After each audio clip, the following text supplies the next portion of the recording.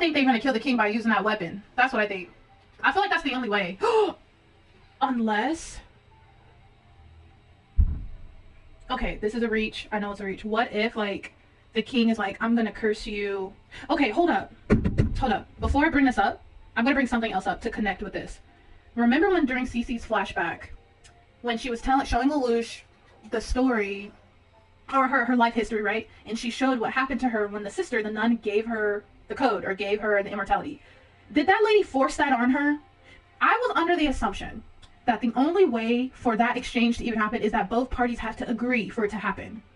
Because Cece said it in the thought elevator when she was talking with Lelouch and the king. She was like, well, Lelouch, I didn't tell you before because I didn't think you'd go through with it if I told you I wanted to die and that was my final wish. But then, when we see in Cece's flashback, remember yes, the nun forced it onto her. Okay, the nun forced. I think, what if the king forces the code immortality onto Lelouch to, like, curse him?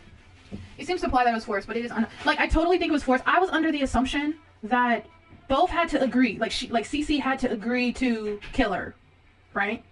And then I think back, because I'm thinking about somebody else's theory in the comment section.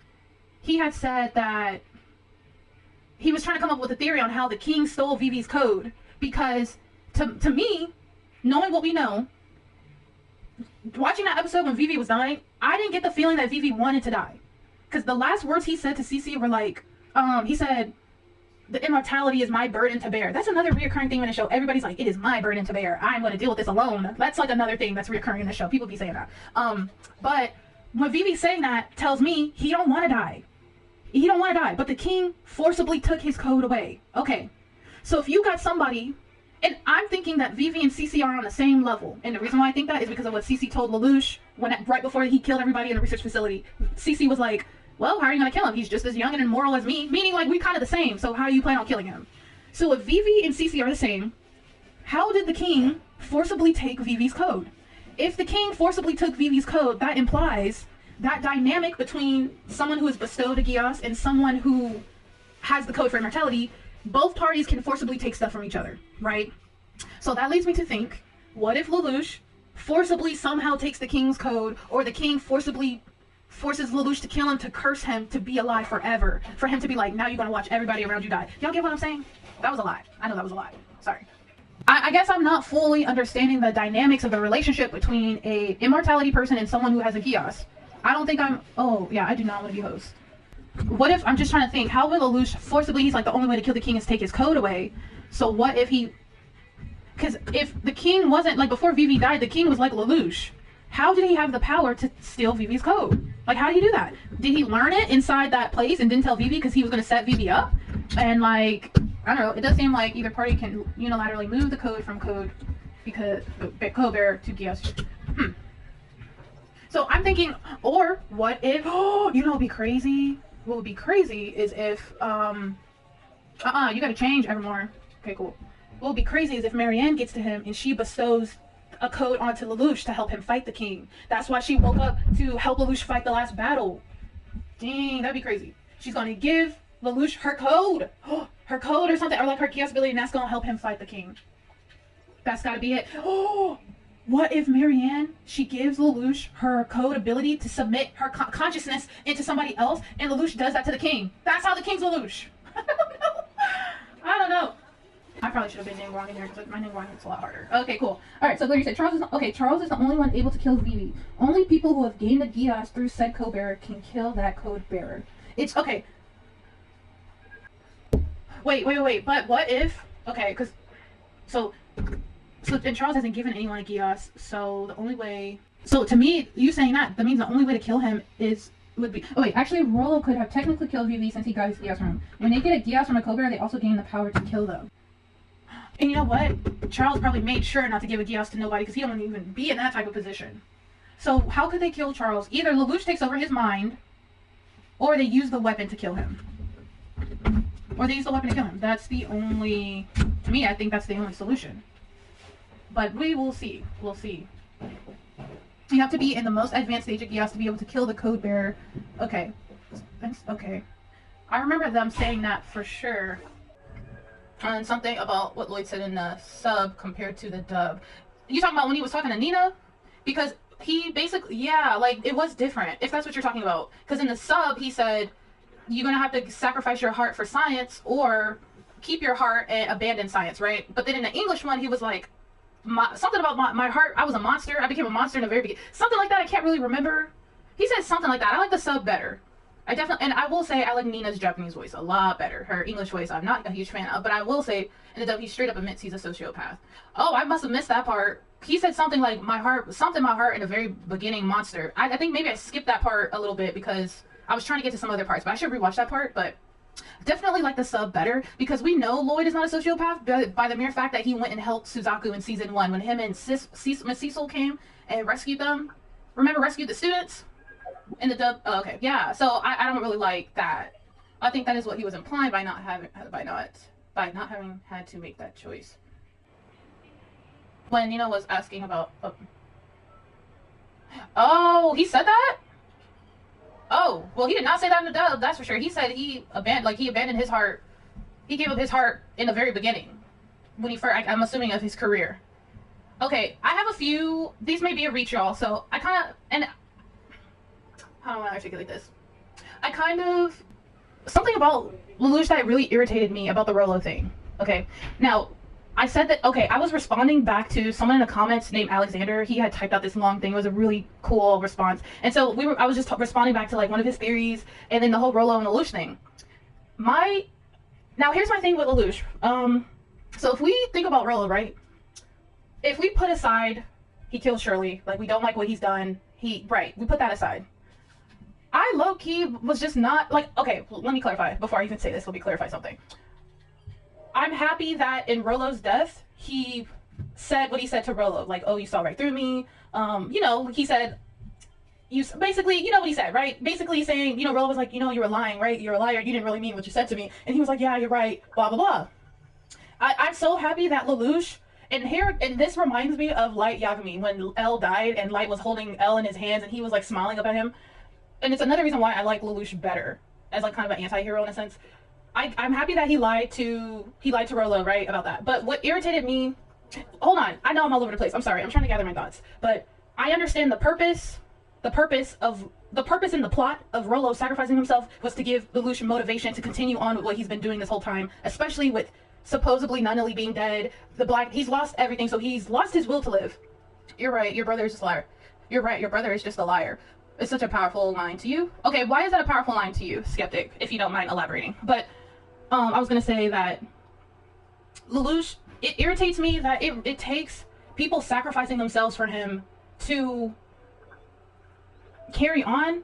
And if I look at Lelouch's character for like this whole time, throughout the whole series, he's essentially been living for other people. It's never really been for himself. So we know like he's been living and doing this for Nunnally. And like what I'm trying to get to is just, I hope there gets to a point in the show, and I know we only got 4 episodes left, where Lelouch can be like, I want to live for myself. Does that make sense? Because it irritated me that it took Rolo dying for him to want to carry on, but although I understand for the plot and what was happening, he's lost literally everything, and the only person he had was Rolo, and Rolo sacrificed himself to save him. Maybe that's just me being, I don't know.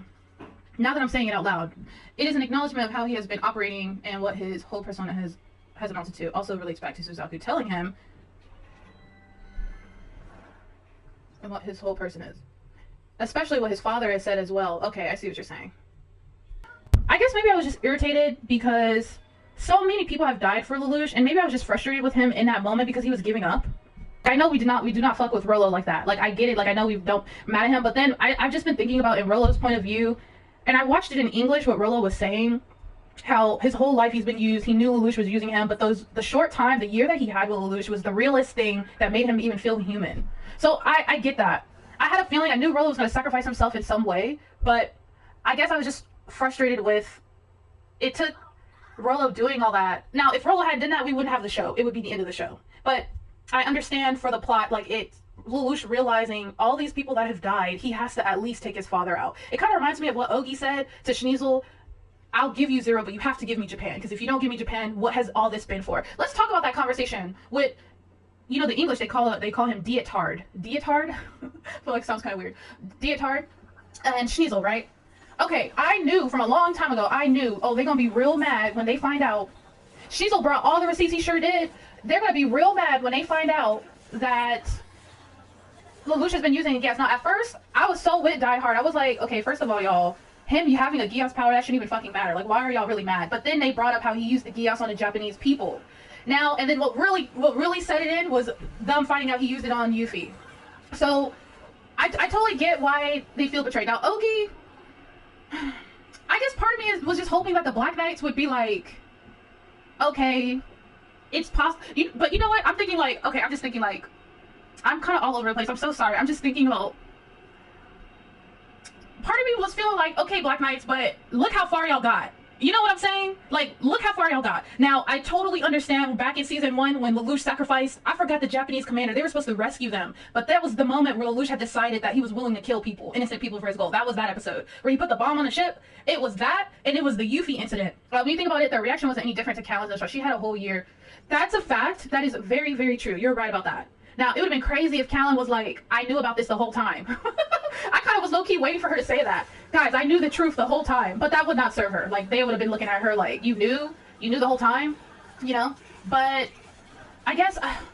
now, my thing is, okay, can you guys answer me this question? There was a moment in the episode where Die Hard looked like he got beat up. Did somebody beat him up? It was kind of like after that conversation with the meeting, and he was sitting there with Bruce. Did he get to a fight with Ogi or something? Like, what happened there? I was like, why do you look so beat up?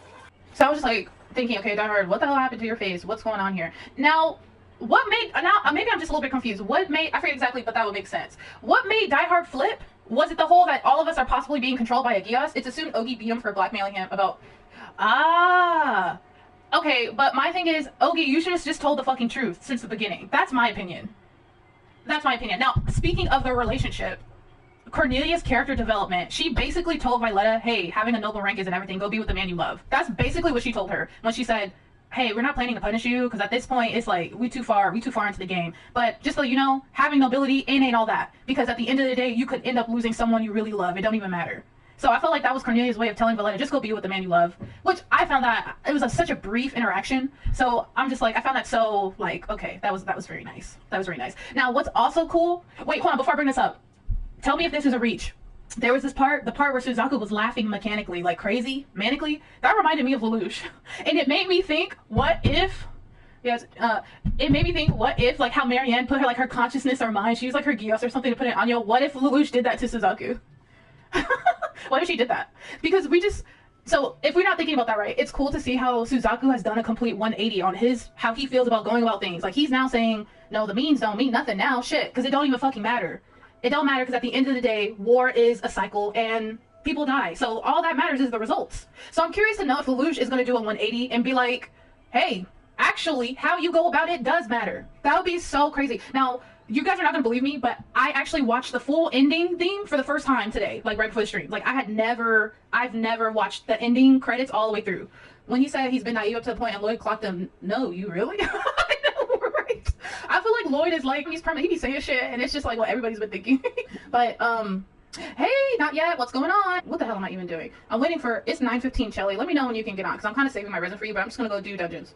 What did you find interesting about the ending? Okay, so, what I found interesting about the ending theme, besides the art, which I'm trying to find a Code Geass art book. I think I've said this before, but the art is beautiful, and I don't typically like Clamp's art style that much. Like, I wasn't a huge fan of Sakura or Card Captors, not that much, but I mean, they have great stories, but I just wasn't a huge fan of art style, but the Code Geass art is beautiful. Okay, so what I found interesting about the ending, because this was my first time watching it, everybody that's dead, they got angel wings. They have angel wings, right? Like Shirley, for example. And CC obviously represented, they definitely did step it up. They did step it up, because I'm pretty sure the directors know, they're like, hey, look, this is going to be our moneymaker. We need you to come correct. Okay. But, okay, Shirley, she got the wings because she passed away. When I saw Nunnally, which she's not dead, I refuse to believe it. I'm telling y'all, it has to be episode 25, and she not still be back for me to fully accept that she's dead. I don't believe it. I refuse. She's not dead. She's somewhere. I don't know where she at, but she's somewhere. But Nunnally had like one angel wing in the back, and she had like a bird cage, and there was a lot of bird imagery behind her. So it made me, I feel like, I'm not sure if they did that shit on purpose, so we won't know if she's dead or not, because it seems to me the angel wings clearly represent, hold up. Oh my god, I hate it when I can't, it's not highlighting my, like, there's a lot of bird imagery. You know, wings are pretty symbolic in the ending credits. Like Cece represents the angel of death. That's what it seemed. I felt like, because it not only had like one angel wing in the back, or it was a part of the background. I can't really tell, but I felt like that to me. She's not dead. I was like, oh, that's the proof. She ain't dead. There's no way she's dead. I refuse. And then at the very end, we see Suzaku and Lelouch. Like Lelouch is dressed up in this white outfit, and Suzaku's dressed up in a black outfit, and they're chained together by these like gold chains. And I was like, And now this is a stretch, y'all. I know it's gonna sound so stupid. I know. Part of me feels like Lelouch put some of his consciousness into Suzaku. And the only reason why I think that, which is super superficial and there's no credibility in it whatsoever, the only reason why I feel like that is because when Suzaku was laughing crazy, maybe that's to symbolize that he's basically kind of like Lelouch now, especially with how he's thinking. But what am I saying? I'm sorry, I'm getting, because I feel like I may die. Sorry. But because of that, and because I don't know, like the laughter, I don't know, like it just seemed, and because Marianne can do that shit with her Geass power. How she put her conscious, she clearly used her Geass to put it in Anya, and I don't know how she did it, but she did it. You know, it'd be crazy if Marianne knew she was about to get killed, and she was like, oh hell no, I can't be killed because I gotta protect my children from this evil ass man. That's what she probably was thinking. But then, but you know what's weird about Marianne though? Oh, he just one-shotted me. Anyway, but you know what's weird about Cece and Marianne? Like, Cece was like, oh, you know, we gotta go save Lelouch. She goes, oh, do you really think I'm that ideal of a mother? Come on. Like, her personality kind of comes across, I mean, it's very, I mean, I don't really know her, but like, it kind of came across as like, I don't know, too carefree. But I know she's about to go save, oh my god, we almost, come on, Bennett, you can kill him. I know she's gonna go save him, but I'm just thinking like, oh, hold up. You know what's weird? Why did Marianne decide to come out right now? You know what I mean? What if like conditions had to be met? You know how Lelouch is always talking about conditions have been met, so we can get to it. You know what I mean? What if she came, I don't know, I still think this is like a time loop thing going on, because they're always talking about fate and destiny and shit, and how like if things, and I'm mainly going off of what Shirley said. I feel like Shirley's last conversation with Lelouch before she died confirmed for me a little bit. It's like a repeating thing, because she was like, no matter what, I kept falling in love with you over and over again. Maybe it's just fate for me to, you know what I'm saying? She would say shit like that. And so I'm just like, okay, what if this is like a thing that keeps happening? I don't know. But the Marianne coming out when she did is too sus. Because why are you coming out right now? Maybe Charles activating the different points around the world awakened her or something. Or maybe she's been trying to come back for a minute. Because that would make sense with Anya, like, when Cece touched Anya and they were in the air and their minds did a mental connection, maybe Marianne has been trying to come back for like a hot minute and she's just now able to take full control. You know what I mean? So I'm not really sure. Now, I will say, like, Jeremiah and Suzaku having that conversation with each other when back in season 1, Jeremiah was the one about to go execute Suzaku. I feel like everything just comes in full circle. It's just so cool. It's just so cool how that they had that conversation, you know? But I think Suzaku probably was laughing crazily like that because he just had that epiphany or realization, like, damn, no matter what, it don't matter what I do, people are gonna die no matter what, so I'm gonna just do whatever the fuck I want. I'm gonna become Night One, and I'm gonna go kill the king, because you know what? It's never gonna end. So, oh, speaking of Night One, I think Bismarck's Geass allows him to, like, see moves ahead of time. Like, when you know what? Bismarck's Geass is probably, like, he wants to be the best fighter or some shit. That's probably, like, his desire. And I remember when he was talking to Suzaku when they were fighting, he was like, the Geass takes on many forms. And I wonder if that also means physically as well. Like, can a Geass, like, materialize physically? You know what I mean? But it made me think, like, I think his Geass allows him to see people's moves maybe a few seconds before they actually do it, so he can, like, foresee what they're about to do. That's probably why he's the best fighter. You know what I mean? And that's why Suzaku's Geass was telling him, you better get the fuck up out of here, because he is no joke. He is not playing with you. Oh, I do not have the right artifacts on. No wonder. Because she is not, hold on, she's not hitting. I mean, that's not bad. But she's not hitting what she's supposed to do. But, I don't know. Maybe, what's his name? Bismarck don't even got an eye. Maybe that's why it's stapled shut. Maybe he don't got an eye, but the Geass is still in there, and it just glows when he's using it. And I wonder why, what's his name? Why the king even told, well, I mean, the king's got to tell somebody about his Geass or something, so he has, like, someone who's super loyal. Now, I will say, the fact that Schniezel's over here wanting to do a coup d'etat, I always say you just say a coup, wants to do that, I was a little shocked, a little bit. Just a little bit, because I always felt like maybe Schniezel liked that his father didn't care, so Schniezel had more control, or just could kind of do whatever he wanted, you know? But then it's like, okay, Schniezel comes across as like he's a pretty decent guy, but then he has this conversation with Gino, and he's like, you know what, actually, people do like being controlled. people do like being controlled by this, that, and the third. So if the opportunity presents itself, like I'll be that person to be the authority. And I'm just like, okay, first of all, people like order. People don't want to live in chaos, but nobody wants to be controlled. You know, it'd be crazy. Sneasel was really like, I'm not really sure if Lelouch has used his Geass on me. I bet Lelouch is probably going to use his Geass on Sneasel because he kind of foreshadowed that. I feel like that was kind of foreshadowed. He was like, he's like, it's no telling if he used his Geass on me or not. And then, I'm surprised Lelouch didn't use his Geass on Sneasel when he was in the car. When he was looking at Sneasel through the TV, right? And Sneasel was looking back at him. I'm surprised he didn't do it then. Maybe I'm wrong. Was he able to see Sneasel through the TV? There was a time where he was looking at Sneasel through the TV or something, and I was like, why aren't you using your Geass right now? Like, you know what I mean? Oh, through the TV. You cannot transform it Geass through. Oh, okay. That's right. That was proven in season 1 with Violet. It has to be directly. That's right. You're right. You guys are right. You're right. You said stupid Ogi. You know what? Okay. I can't even fully be mad at Ogi because it's like Lelouch kind of messed shit up for himself, to be honest. If you think about it, back in season 1 during the rebellion when Nunnally got kidnapped, Lelouch be freaking out. Like, he'd be freaking out and he just do not care about anything and he just be saying whatever. When he be freaking out and he's desperate, that's when the truth really come out. It's because he did that and he let that one guy know, the guy who likes the lollies, that guy, and he made it apparent that, oh, I'll just replace Ogi. That's where he messed up, because I knew that dude was going to remember that. And not only that, it's like, the only reason why the Black Knights forgave Lelouch for abandoning them in the first place is because Toto and Ogi vouched for him. You know what I'm saying? Because a lot of them didn't trust him, period. So, I can't even be mad at Ogi for feeling used, because he was used. And Lelouch was going to replace him. Like, in a very vulnerable moment when Ogi got shot, like, he made it apparent, like, he's just... You know, so at the same time, I feel like Ogi should have just been honest about the Violetta thing, bro. Like, you fucking a Britannian woman, bro. Who cares? Still to be so easily manipulated by Sneasel, right? And I feel like Die Hard was like, can y'all relax? Everybody relax, because at the end of the day, look where we're at. Look what we've accomplished under Zero. But you know what? With the Japanese people, they feel more. It's all about loyalty and just like realizing he killed Japanese people. That's what it was. Lelouch kills the jail captain. Ogi doubts Lelouch. Ogi finds Violet and feels conflicted about doubting Lelouch. Ogi finds out the truth. Oh, Ogi finds out that he should doubt Lelouch and feels vindicated, I think. Yeah, if he had not killed any of the Japanese people, or tried not to, you know what I'm saying? I always find it funny how they believe Zero was manipulating them with Geass when he never once ever used it on any of them. Yeah, wait. He never used it on Callan. Did he ever? He never used the Geass on Callan. But yeah, he never used the Geass on... Wait a minute. Wait, when did he use the Geass on Callan? I forgot. When did he do that? Oh my god, he did do that! Oh, I forgot all about that. Wow, he did. Hold up though. Here's my issue with the Black Knights, because Glitter, Dino, they just said in the meeting, first off, maybe it's because they don't know how it's used, but Suzaku told Sneasel. I forgot all about that. I forgot he used it on Callan in season 1. I can't believe I forgot that.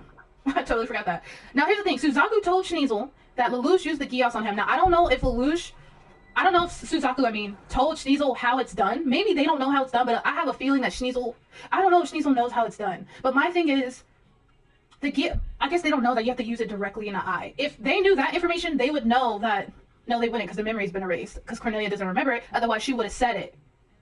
Oh, I'm just like, I guess that whole meeting just frustrated me, because I'm just like, come on, bro, like, yo, damn, Die Hard, I don't know. Now, okay, but I do have a question. Whenever the king was up in there in the realm, what do we call it? The Sword of Aksha place. And it was that gooey stuff flowing up, and that's supposed to be God. And then we see all those masks, right? You know what? Okay, I feel like this place is really symbolic. I think maybe this place with the gears turning, usually when you see clocks and shit, that represents time, right? And then there's a bunch of masks on the gears. Like, if you look, who do I want to be? Yeah, I'm gonna be her. Oh snap, my controller died. Crap. Hold on. Oh no. Ooh. Bro, I swear I charged my controller. Maybe I don't charge it. I don't be charging my controller enough. Okay. Alright, here we go. That's how you found... Oh, okay. So, what was I gonna say? So, I feel like that place is very symbolic, right? We see a lot of gears. There's a lot of clock imagery in the show. With the stopwatch with Suzaku, which he gave to Yuffie, probably put in her... oops, hold up. I need to switch her artifacts around. Oops. Wait, actually, is she good? Actually, you know what? Let me switch that. I'm gonna do that. I'm gonna do this. I need her... Hold on. Damn! 202 crit damage? Oh, let's try this out. Okay, sorry guys. My bad. Dang! Okay. what was I gonna say? So there's a bunch of gears, right? Gears and clocks inside the sword of Aksha, right? That's like the imagery they are going with. Why did they bring Razor in here? Because I think that can kill us. Can it? Okay, anyway. And then there's a bunch of masks on, like the mask on the gears. Does that represent different people? You know what I mean? Does that symbolize like different people who have been God, or maybe have gotten to that point where Charles is, and have been inside that realm? Because it's who's to say that he's the only one who's been in there. You know what I mean? So then those masks that are on the gears, I feel like represent other people who had to wear a mask because of the Geass, perhaps. You know what I mean? And so that makes me feel like this God that he's talking about, there was a bunch of people that, dang, y'all are, oh. Yeah, it makes me feel like there's been other people who have been this God. And so it makes me feel like, are we on some Full Metal Alchemist stuff? He's activating these points because he's got to sacrifice everybody to destroy this old God and have like this new world. Okay, so yeah, I feel like this God, what if this God that he's referring to is like somebody else who's gotten to that point of his stature? I don't know. And I don't know who the last person that would be. I thought maybe it was Cece he was referring to. I'm not really sure. But you know, when Marianne went inside Cece's mind, she said, she was like, why did you stop your code from being taken away from the king? And she was like, I don't really know why I did that. I don't really know why I did that. And I was like, you don't know why you did that? I thought you did it because Lelouch was like, don't do it. You know what I mean? Like, I'll be here for you. You know what I'm saying? That whole speech talk he gave. So then she was like, well, I guess we gotta go find out. And I don't know. I kind of feel like maybe Lelouch from the future. I don't know. Maybe Lelouch. I don't know. I feel like it has something to do with Lelouch why she did that, but not because he was in there telling her not to. I think it was like a subconscious thing. Because if Marianne has the ability, well, it doesn't mean Lelouch because that was her Geass. I really do think it was her Geass that lets her do it. So not necessarily to say Lelouch has the same ability, but what if Lelouch takes the king's code somehow, some way? He uses the weapon on him because. Wouldn't that be the only way to kill a king is to use that weapon? That's the only way you can destroy an immortal being or destroy a god, which is essentially what the king kind of is. He's kind of a god, you know what I mean? They use that weapon on him and Lelouch is able to take his code away. Huh. I'm not gonna lie, that's where I kind of see this going. But I don't know, I feel like Lelouch may die. I don't know, because I feel like this is where it's all leading up to, in a sense. There's just so much going on. There's just some, and then they called her Marianne the Flash. She got that name because she was in the military. I just really want to know more about her. When's that episode? When's the Marianne episode? When's that at? Where's that at? Is that episode 25? Is that like the very last thing? Point you without any. Okay, no confirmation, no denial. It's just so weird. And when Cece said that, I was like, what? You don't know why you did that? How do you not know why you did that? I thought we all knew. I thought it was because Lelouch was like, don't do it. So what are you talking about?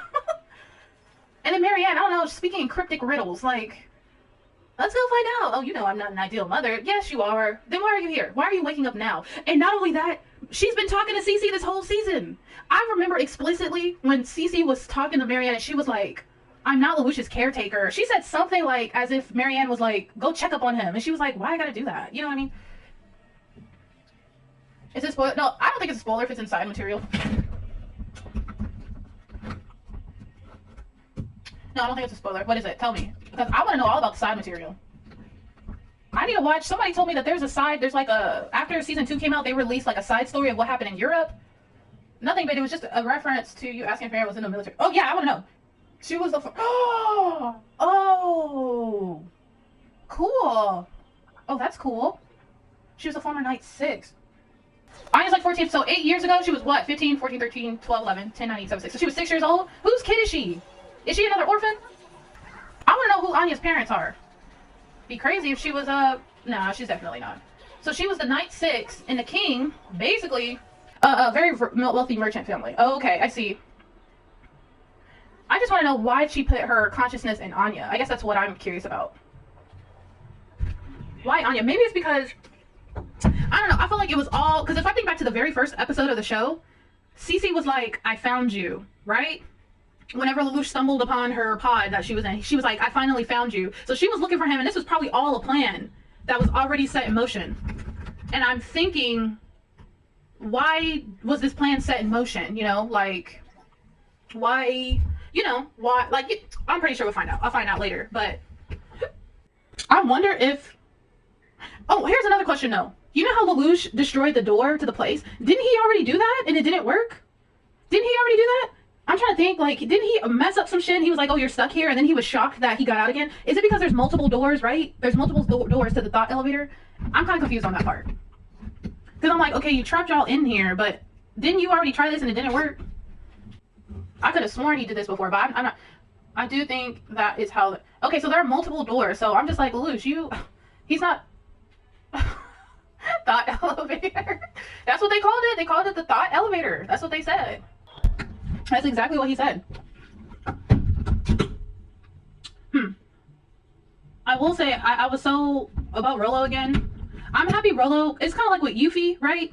There's a parallel with what Suzaku told Yuffie, and then kind of like what Lelouch was like to how they both were like to those people, of them both lying to them at the very end, you know, and just wanting them to die happily, just dying thinking something that was not true.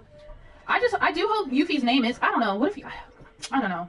Okay, here's a question, and I think I maybe got confused. Is Lady Kaguya and them, are they all going to Kamine Island, or was that just Shinigel? Right? Because remember, they were all having a meeting, and they were like, something's going on at Kamine Island, and the only other person that can do this is Zero. I can't feel sad. Even after he felt real love, he still kept killing people like they didn't have anything to live for, too. Yeah. Very true. I mean, yeah, you're right. But, okay, I had said this before, but I kind of feel like Rolo and Lelouch are actually really similar in a lot of ways. I think I said that before. When you think about it, Lelouch kind of has done the same shit that Rolo has done. He's done the same shit Rolo has done. So what is the real big difference between them two? You know? I mean, there is a difference, but they both, okay, first of all, they both fighting for a sibling that they love to death. They both have killed innocent people many times over.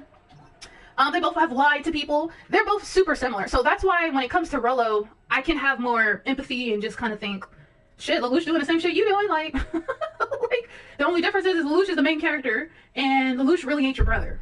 But, I mean, you're fighting for him like, I mean, Rolo's fought for Lelouch like he was his brother. So Lelouch has more charisma. That's the big difference. That's what matters, is charisma. Now, I will say, Lelouch's English voice actor, wow, good job. Good job. Like, really, seriously, very good job. Oh, she already got the book on her. I gotta say, and I didn't even know, like, what's his name? The voice of Spike Spiegel, voice Toto. I didn't even know that until, like, today. Okay, yeah, we're gonna keep that. We're gonna put this here. Okay, yeah, that's good. I think Lelouch would not kill someone out of jealousy. If his sister liked someone, he would be happy for her. Okay, no, you're right, Skeptic. The difference between them is Rolo was definitely more selfish. But I felt like he was more selfish because he wanted to protect his happiness. Because he ain't had a lot of happiness in his life. You know what I mean? You watching it in English because it defaults to English? I love all the Japanese voice actors. The only English voice I do not like is Nina's.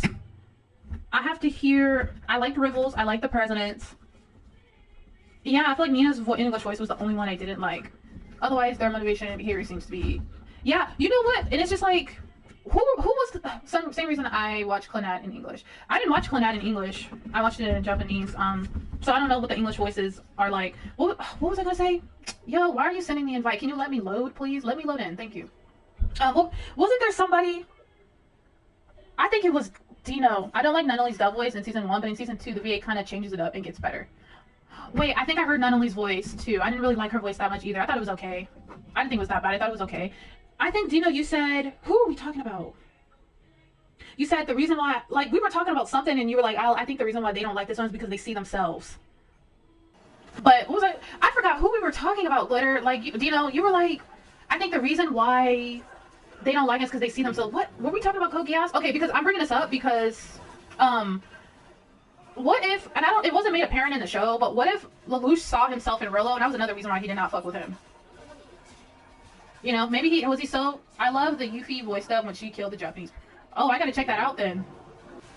Yeah, I don't remember what character we were talking about. We were talking about something, and you were like, yeah, I don't think they like this person because they see themselves. They see themselves in that person. I don't remember. And it reminded me... Rolo and... Like, the Rolo and Lelouch thing reminded me of what you said. And I was like, huh, maybe that's why. Oh my god, this dude, he's like... Out of all the characters in the show, I would say my top 5 favorite characters are Yuffie, Nunnally, and it's not because they died. Well, we know Yuffie died. I really like Yuffie because she had a lot of character development in the kind of the short amount of time we got to know her. But Yuffie, Nunnally, Callan. Maybe Callan's number 1. Dang, they have no trust in my abilities. I'm also not paying 100% full attention, but like, I can't remember. But I also think that's also why Lelouch was not fucking with Rolo, because maybe he saw himself in Rolo a little bit. Cornelia is also one of my favorites. I feel like almost all my favorite characters are the women, but if I had a favorite, which is kind of rare, not gonna lie, but if I was to pick out of the guys, I would say my favorite male character is either Jeremiah. I'm not gonna lie, I think Tamaki is hilarious. He's not my favorite, but I think he's really funny. I do think, you know what, I was sussing Die Hard so hard, but I actually really like him. I actually think he's pretty cool. Suzaku, I feel conflicted about a lot of the times because as someone who would never do what he did, I understand. His character development is also something that's just really noteworthy, you know. Is number uno, not to change the subject, but he looks. Yo, I feel like Jeremiah looks the best. He's the best looking dude in the whole show. He just looks so clean. Like even when he looked crazy, he just looked the coolest. I feel like he just looked the coolest. Maybe it's the hair. I don't know what it is, but he just looks the coolest. And his English voice actor is so good. I was a little shocked at how good the English voice actors was. I was like, maybe I should rewatch this show in English. By the end of the show, we should bring up favorite characters again. Oh, okay. All right. Yeah. Yeah, I'm totally down. Okay, what's something that you guys have seen in other reactioners who watch Code Geass? Something that's like common when people watch Code Geass, in y'all's opinion. Like something maybe everybody misses or something that everybody does while watching Code Geass. This is my assumption, but I feel like you can't be a casual watcher. And I think people don't realize that going in. I feel like I think I realized super early on that I cannot just casually watch this show. I have to like, you know what I'm saying? Like make sure, but I also have a good memory when it comes to shows. Like I've been remembering really small details, but that's because as a filmmaker, I pay attention to every single thing. Like everything is purposeful.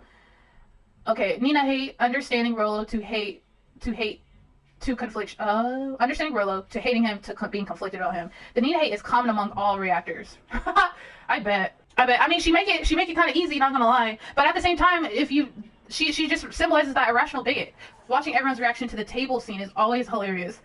I don't remember. I have to go back to my video and see what my reaction. I think when I first saw it, I didn't know what she was doing. I don't think I knew what she was doing right away.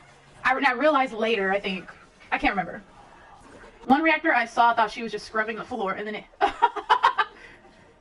You ever skip that scene because they actually did it pretty well how to not make it too obvious, but it was the liquid on the table for me.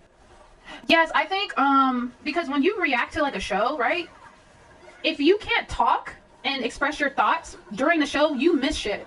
There are definitely times when I was talking, like say I was commenting on like a scene right before something while watching Code Geass, and then I start looking at the show again, I will not remember what just happened. Like I will be like, holy crap, like I have to. And the reason and what helps me is when I edit the video, I'm kind of rewatching the episode at the same time too, so it'll reinforce what I saw and I'll be like, oh okay, yeah, that's what they said. Because talking and then trying to, and you know, as we all know, Code Geass is super dialogue-y. Like it's super, they just be talking and talking, and you could miss like important shit that foreshadows something, and everything they do is on purpose. Nothing I feel like is wasted. You know what I think is the worst episode of Code Geass though? It's a tie between that cat episode. As far as you are the ones. So, because normally the dub is recommended in order to be able to catch every. I feel like the sub. When it comes to dubs, right? I don't have a problem with dubs. I actually do like dubs sometimes, but I feel like when I get like the original, I get more of. Now I will say this though. Before I say this, I do think the English version of Code Geass, especially in season 1 during some episodes.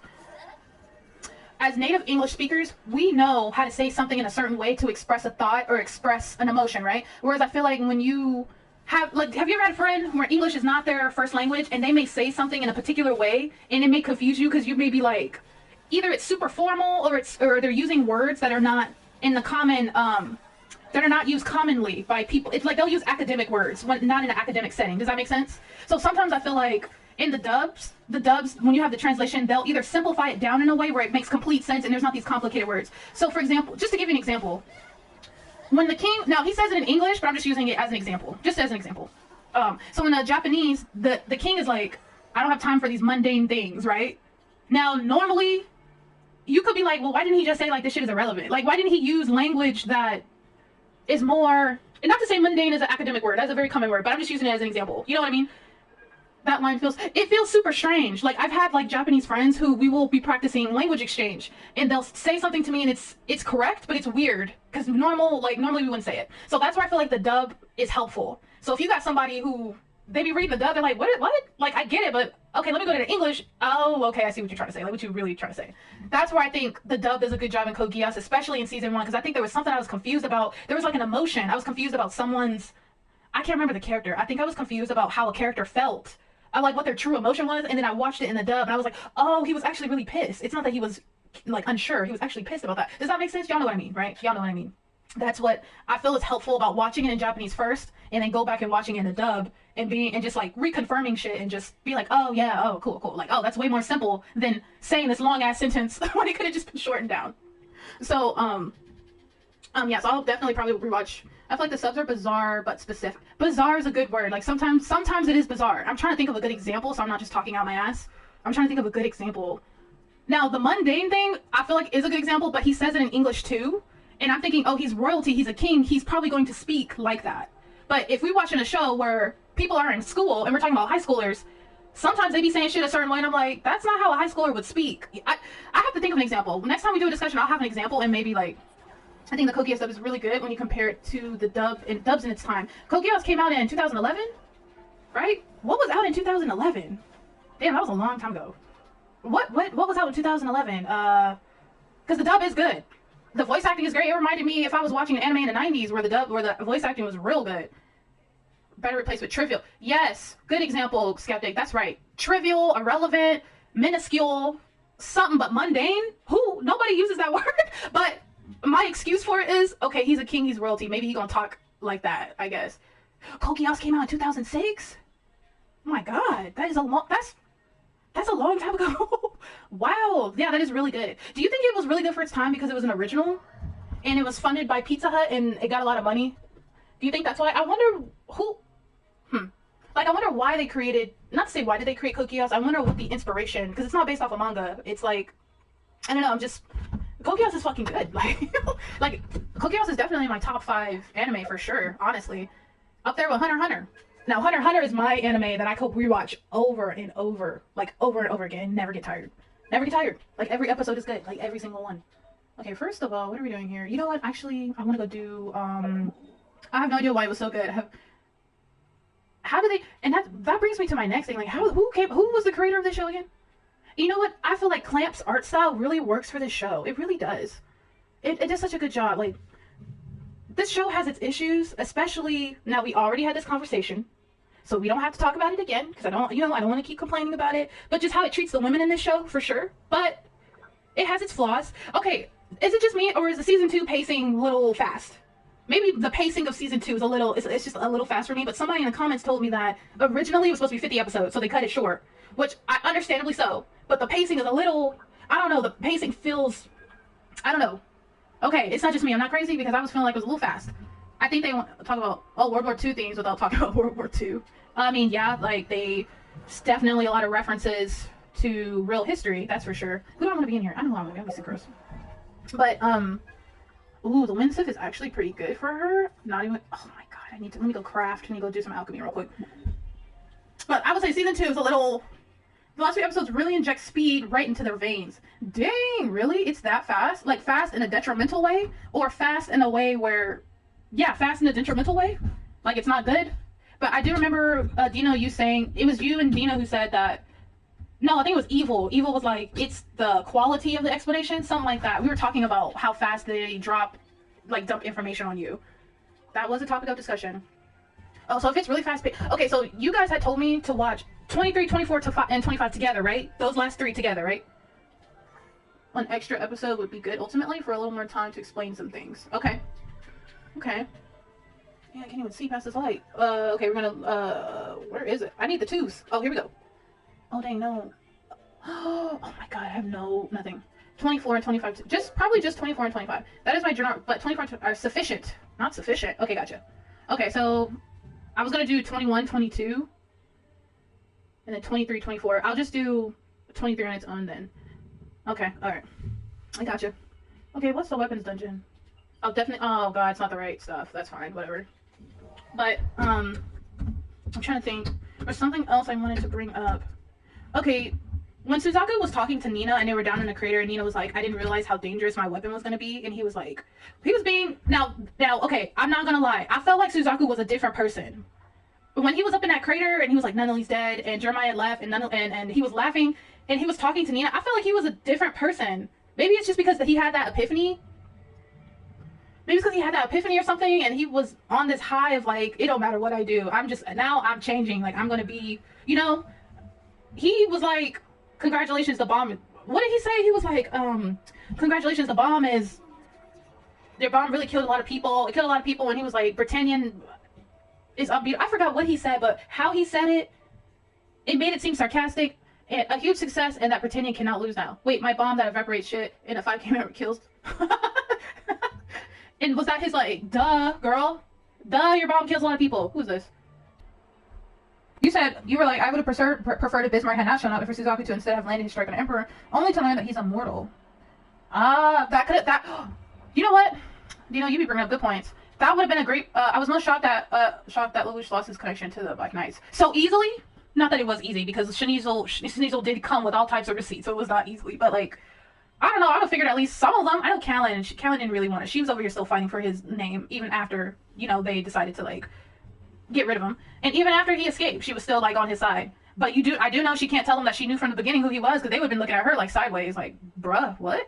What'd you say? But, if Suzaku had stabbed him, and he would have realized he's immortal, I wonder what that would have done to, like, Suzaku's motivation. Feeling like, there's nothing I can do, he's immortal, what am I gonna do?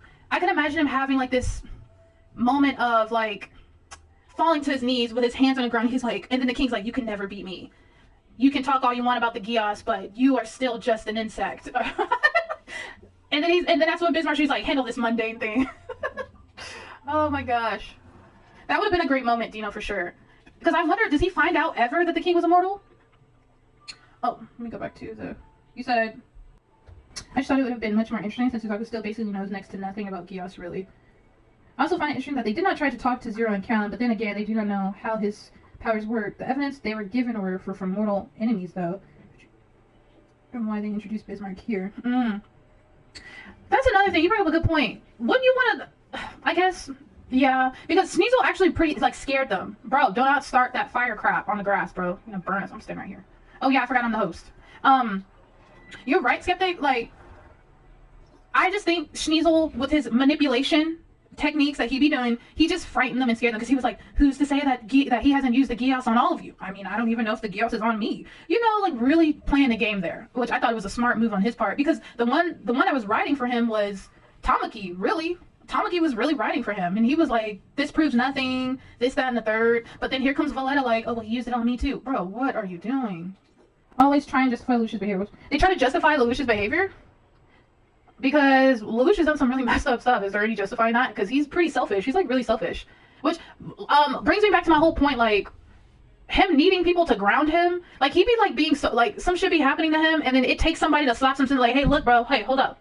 It's a lot bigger than you and Nunnally. You got a whole bunch of other people. Okay, see, they're gone. What kind of mess was that?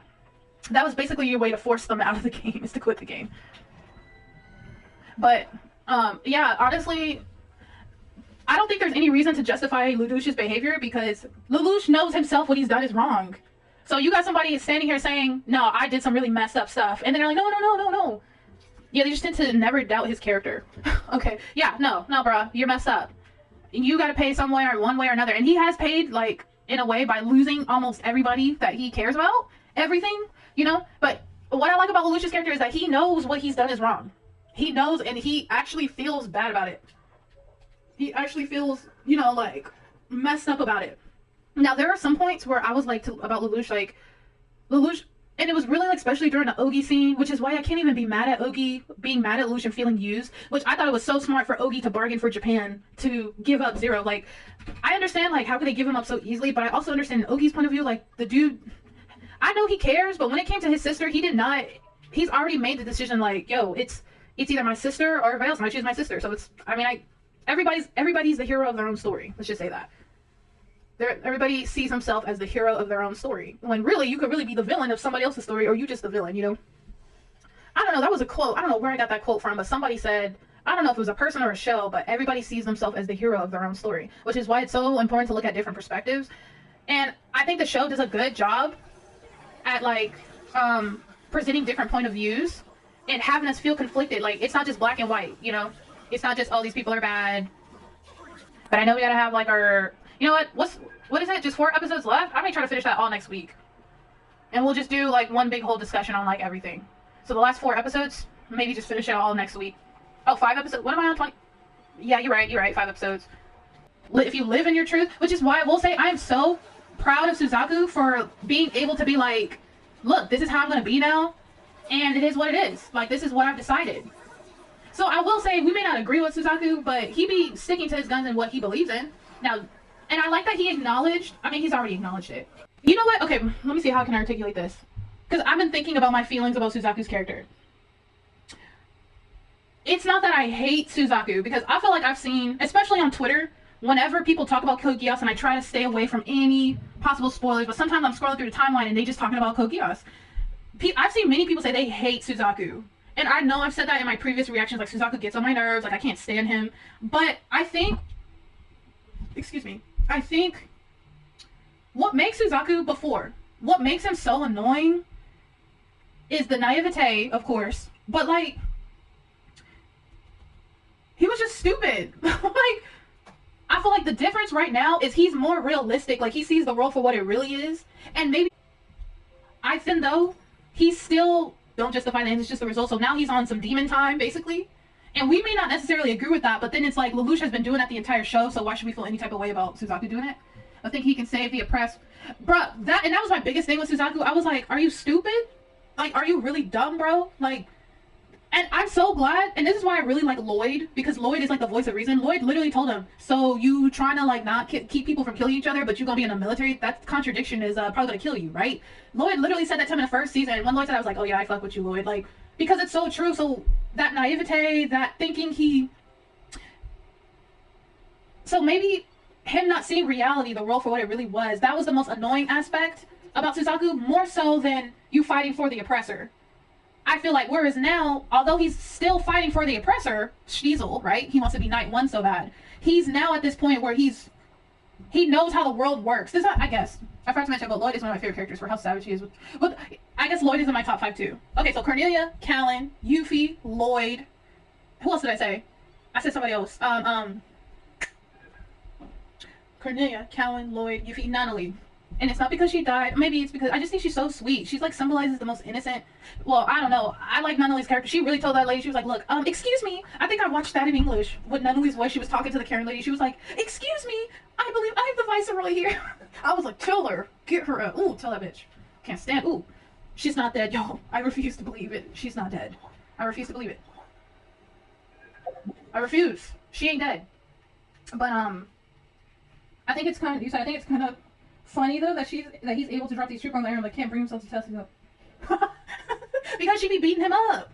She be abusing that man. That's why he can't tell her she's a horrible cook. He be beating her up. She be beating him up. He is an abused, he is a battered man. Yo, you know what was so funny? On a more lighthearted note is when they were playing pool and they were so serious about the pool. That was so funny. That was funny. Now, where is Cecile and Lloyd gonna stand with this coup d'etat? A coup d'etat? Where do they stand with that? Because he was like, I can't believe I'm really witnessing this right now. Are we for real? Oh, we for real. We really, oh, well. Okay, weird that this is happening. He's actually going to try to assassinate the king. God, I just don't even know what's going to happen. Oh, I'm excited though. I'm definitely excited. Wow, what a journey. It's definitely been a journey. Did y'all finish Kakumeki no Valkyrie? What did y'all think of that? It's not as good as Code Geass, but for me, that's like a cult classic for me. Like, I will definitely rewatch it. And I also really like mecha animes as well, so, like robots, like I like all that shit. What's something else? Oh wait, you said, I'm going back to that comment, I think you said about, no, actually, no, I got what you said about 86. Just the first season at the moment. I know I gave most of my, was not, I think he was. I think Dino was watching it too at some point. I could be wrong though, but I think Evil was watching it too. It's a very pretty show. It's definitely pretty. I like the art style, the whole premise of it, the whole contract thing. I think it's cool. I don't know, Dino, if you were, but Kakumeki no Valkyrie. Let me do my favorite guy.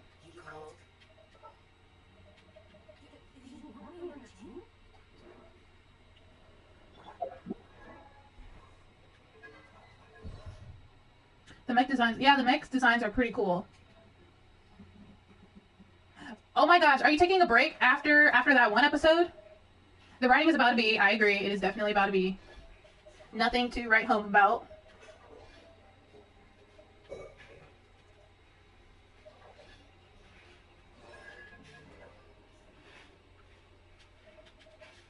Oh, I already have a sword on. Okay, right up. Okay, cool. Okay, we'll do this one, and then we'll do this. You can't binge. Wait, why can't you binge Valbrave?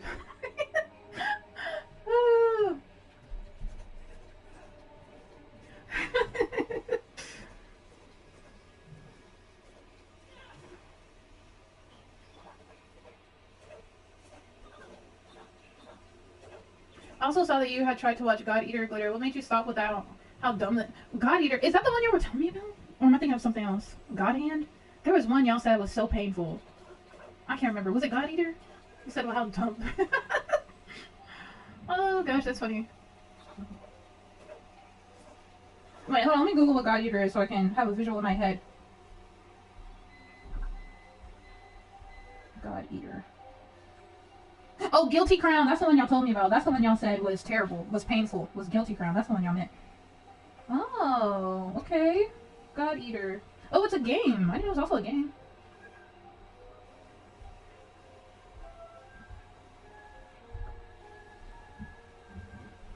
It was either boring or I just couldn't get into it.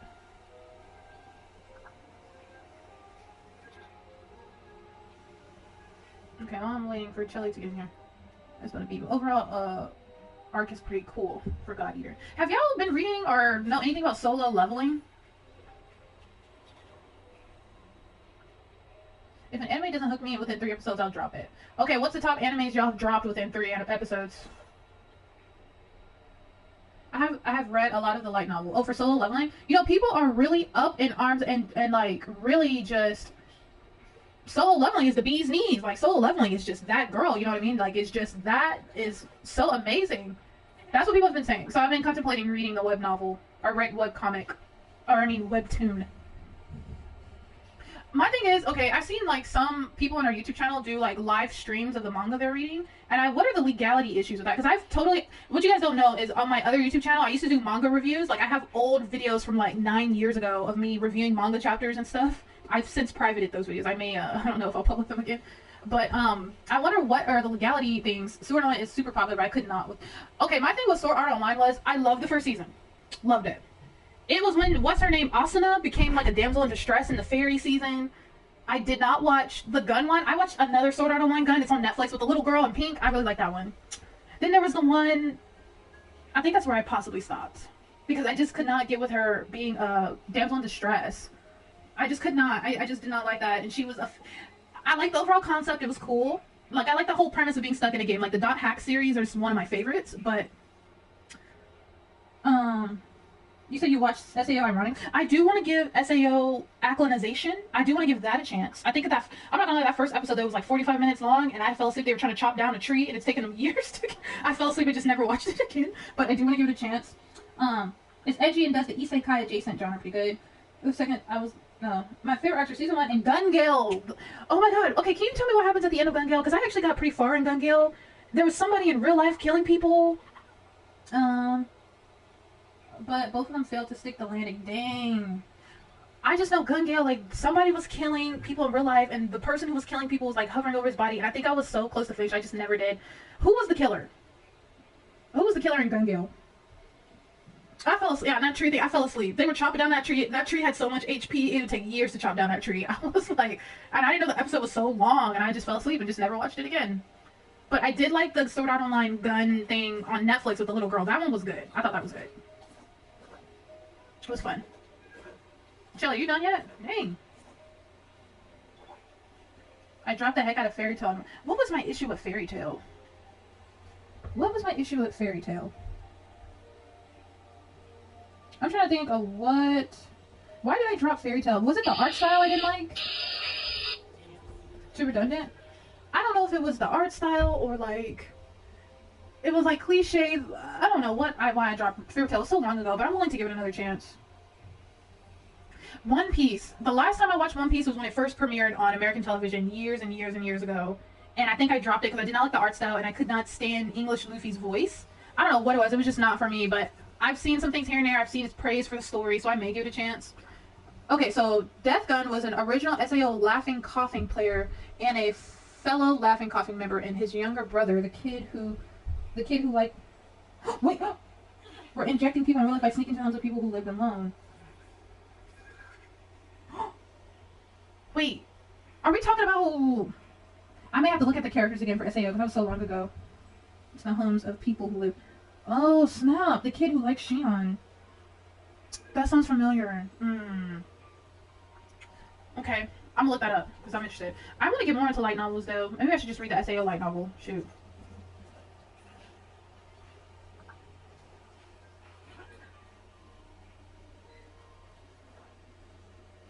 Okay, Chili, join my world.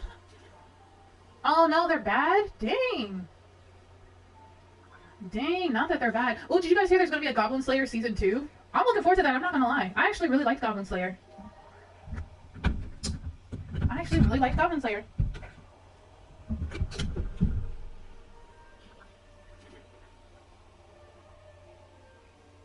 It's honest with what... It is honest with what it is, that's for sure. Like, I enjoyed the anime was fun. It gave you a real sense of danger, that's for sure, because you will die in Goblin Slayer. Is it Goblin Slayer supposed to be Dungeons and Dragons? Is that what Goblin Slayer is supposed to be? Or it's like some type of board game, or is it like the gods are rolling dice on these characters or something? Wait, absolutely to its Dungeons and Dragons, or absolutely to its gods rolling dice on the characters? Because you always hear the dice noise, and they always... It's a tabletop RPG. Ah, okay, okay. Okay.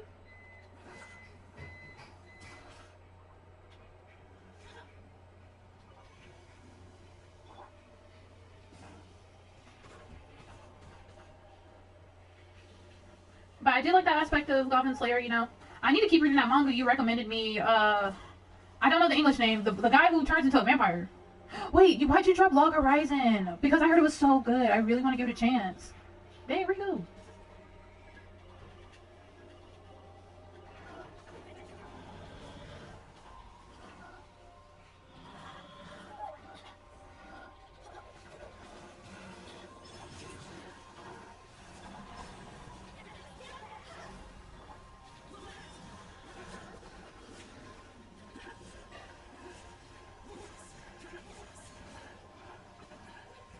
Not, all I see is predatory right now. And I'm like, not predatory.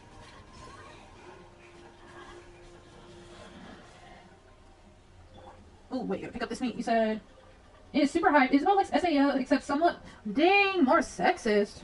Also, has anyone ever watched anime that you were so hyped for, so ready to watch, only for it to be a disappointing mess? Ooh, let me think.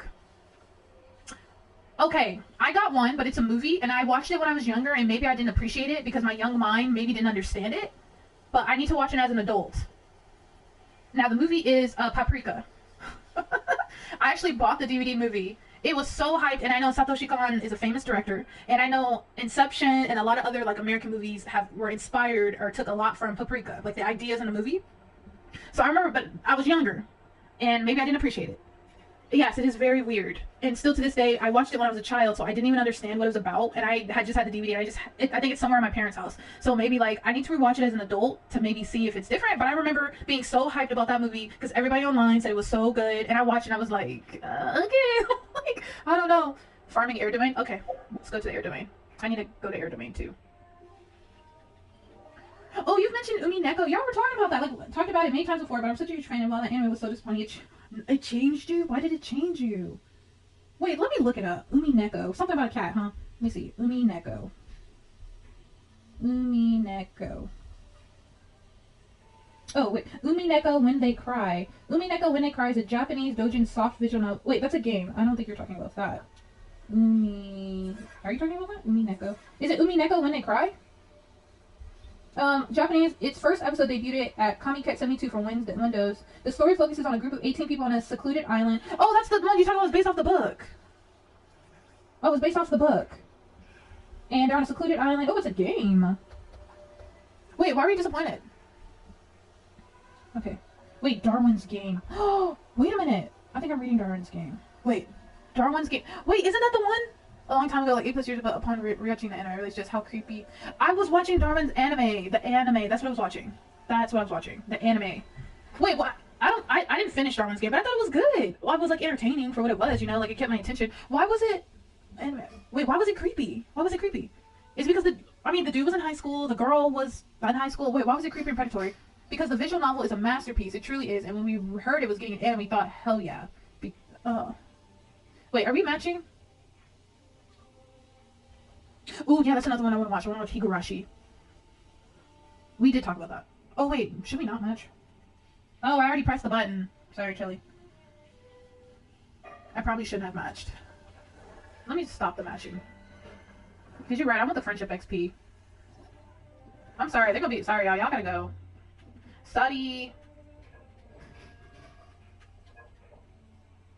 Why does it say players in between screens?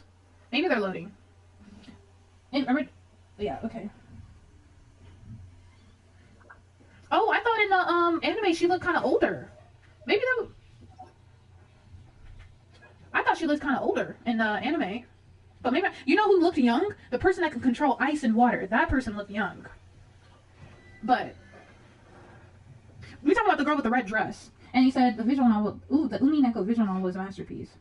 Okay, do you think the game is good? Maybe I should play the Umineko game. Ooh, Higurashi. That's another one I want to watch.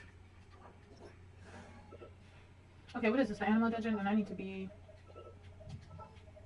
Let me get Shinchu.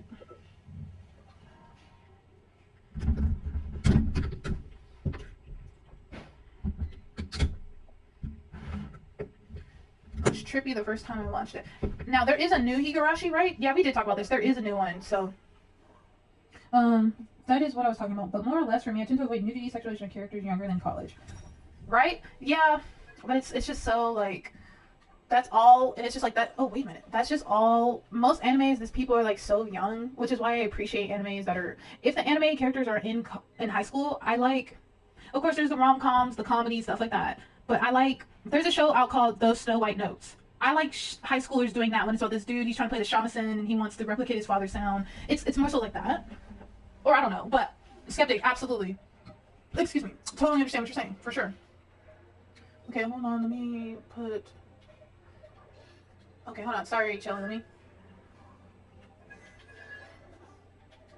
Okay, let me put his Hydra damage on him.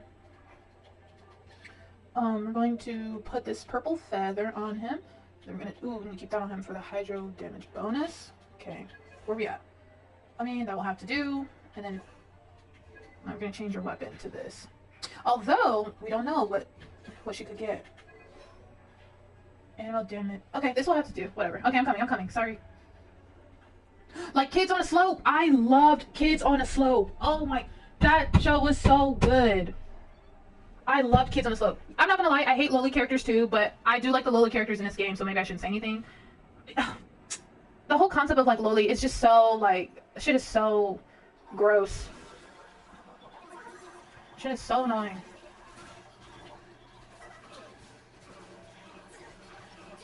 Kids on the Slope was so good.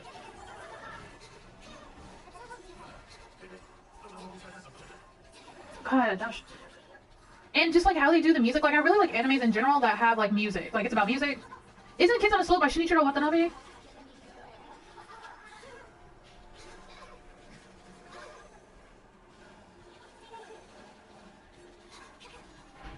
Damn!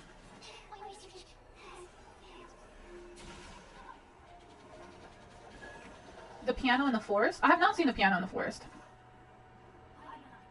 Lowly can be fine, like Klee and Chi-Chi. It's when you sexualize them, which they are... Yeah, which is why I could not... I refuse to watch No Game, No Life. I think I was watching the first episode 5 times. Dang, maybe you should be host. I watched like the first episode of No Game No Life, and I was like, what the fuck is this? Like the concept and the story seemed so good, but they were like showing that little girl's underwear. I was like, what the fuck is this? I dropped that shit on the second episode. I was like, am I tripping? Are they doing what I think they're doing? And then I was in the second episode, and he said something, or he did something. I was like, oh no, I can't. I'm out. I can't. I'm out. I refuse to watch that. Yes, they are siblings. Okay, I refuse to watch ancestral shit. I refuse to watch that, and also the sexualizing of little girls, little boys, like all that. I can't. Especially when they try to blur the lines or... And again, it was the overhyped show. And No Game No Life was so overhyped. Like, it really was. It was really overhyped. Like, it made no sense. Now, the premise looked good, but I have no idea what happens. But just, like... I was like, I'm sorry. I can't. Okay, we'll go to your world.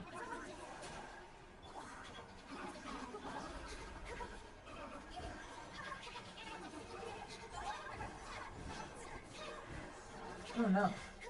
Mahoka Koka. Mahoka Koka. Which one is that? Wait, that actually sounds kind of familiar.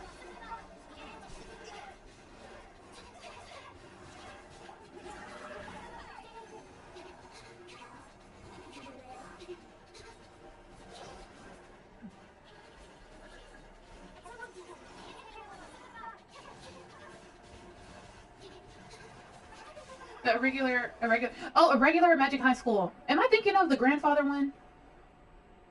A regular at Magic High School. Okay, yeah, no, yeah, I can't. Yep, I can't. Or even there's this one called, I forgot, but my ex-boyfriend was like this anime. It's where like the guy likes the girl, but their parents get together, so they become stepbrother and stepsister or something. And even if it's like stepbrother, stepsister, or they're like related by blood, and here's another thing. So, oh, that one was messed up. So you know the one I'm talking about? What was the name of that one? It was actually pretty interesting, but then I found out, oh, they're gonna be stepbrother and stepsister. I can't get with that. Like, I don't know. I don't remember. Yes, they had already done it. Yes, they already had did it, and their parents ended up getting together. Yes, it was that one. What was the name of that one? Not yet. Like, okay, I was like, okay, they're high schoolers, they messed around, whatever. But then their parents got together. I was like, and they're gonna be living in the same house. I was like, it's a little too iffy for me. I forgot the name of that one. Yes, he had already done it. And their parents get together. That was crazy. I forgot what that shit was called. What was that called?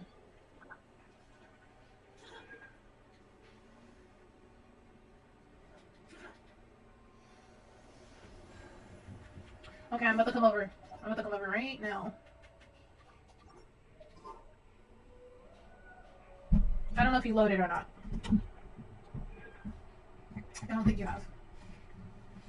Oh, okay, so since we're on this topic, I know, Skeptic, domestic girlfriend. That's what it's called. Domestic girlfriend. Oh, God, that's what it was called. I definitely gave that a chance, and I dropped that one quick. I was like, it was interesting in the beginning, but I was like, nah, nope, can't. So since we're on the topic of, like, animes and ancestral, do you know, because I know Skeptic, I know y'all don't play Genshin like that, but y'all know of the characters a little bit. Both sisters? I can't, no. Oh, man, that's...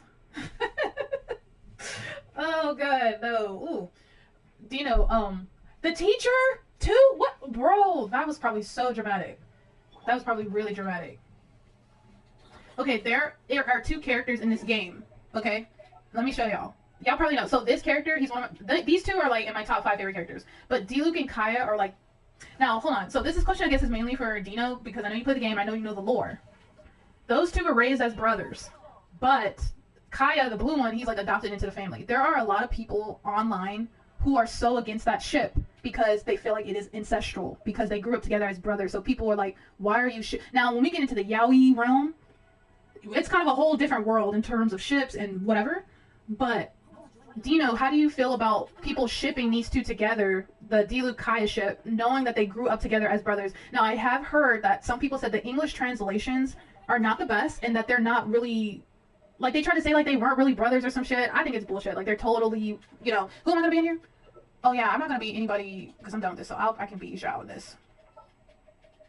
And actually, I'm gonna have. Oh, sorry. Send it again. That was my bad. That was my bad. Depends on how old they were when they were raised together. Because I don't. This you said the reason. I'm not gonna lie. I'm not a fan of the ship either. I think it's gross, but I don't like it. The reason is that they aren't blood related. But what does that mean about in real life? Facts. That. I have seen that as like a reason, but I have seen other people say that the English translation is. They say they both first met when they were 6. This is not really that incestuous. No, they were little kids. They were little kids. Like they were definitely little kids. Now some people are saying that the. Okay, hold up. Oh no, his stuff is not right. Some people are saying that the English translations for their relationship is not accurate. They were trying to justify it by saying that if you read the Chinese version or even the Japanese version, their relationship is not seen as so brotherly. And if you know the lore, we understand why they don't talk no more really, but I still see them as brothers. Like, I don't like that ship at all, but I'm not, but people are like, just because you don't like the ship doesn't mean you can go trash us online and talk mess, which that is what people are doing. People are coming for, people are coming for people who ship the Diluc and Kaya thing. Okay, Chelsea, I'm ready. Blood quantum is not what makes incest strange. It is about having, it's having a family relationship, which they definitely did. They definitely did.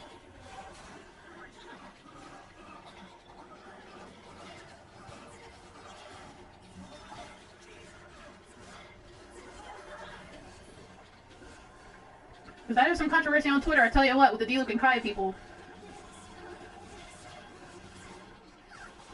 And the fan fiction I be reading, I avoid all fan fiction with them being ships. Like, I cannot stand, I just can't. Trash people know who do that. I just ignore it and move on. You ain't gonna change it. Yeah, yeah, same here. I'm not gonna change. And then I like the fan art that people be drawing. Not that it ain't good, like people can draw. Okay, let's just say that they know how to draw. But I'm just like, I don't know how people like that ancestral stuff. I just don't. Especially the ancestral animes. I'm just like, I don't get it. There ain't a girl at school or a boy at school you like. The rise of step siblings. I don't know, but I noticed that too. There's been a lot, especially in the anime community. I definitely have noticed that for sure. Step siblings are not really siblings. They're like, yeah, I don't know. Dang. Like, I have no idea what that is about.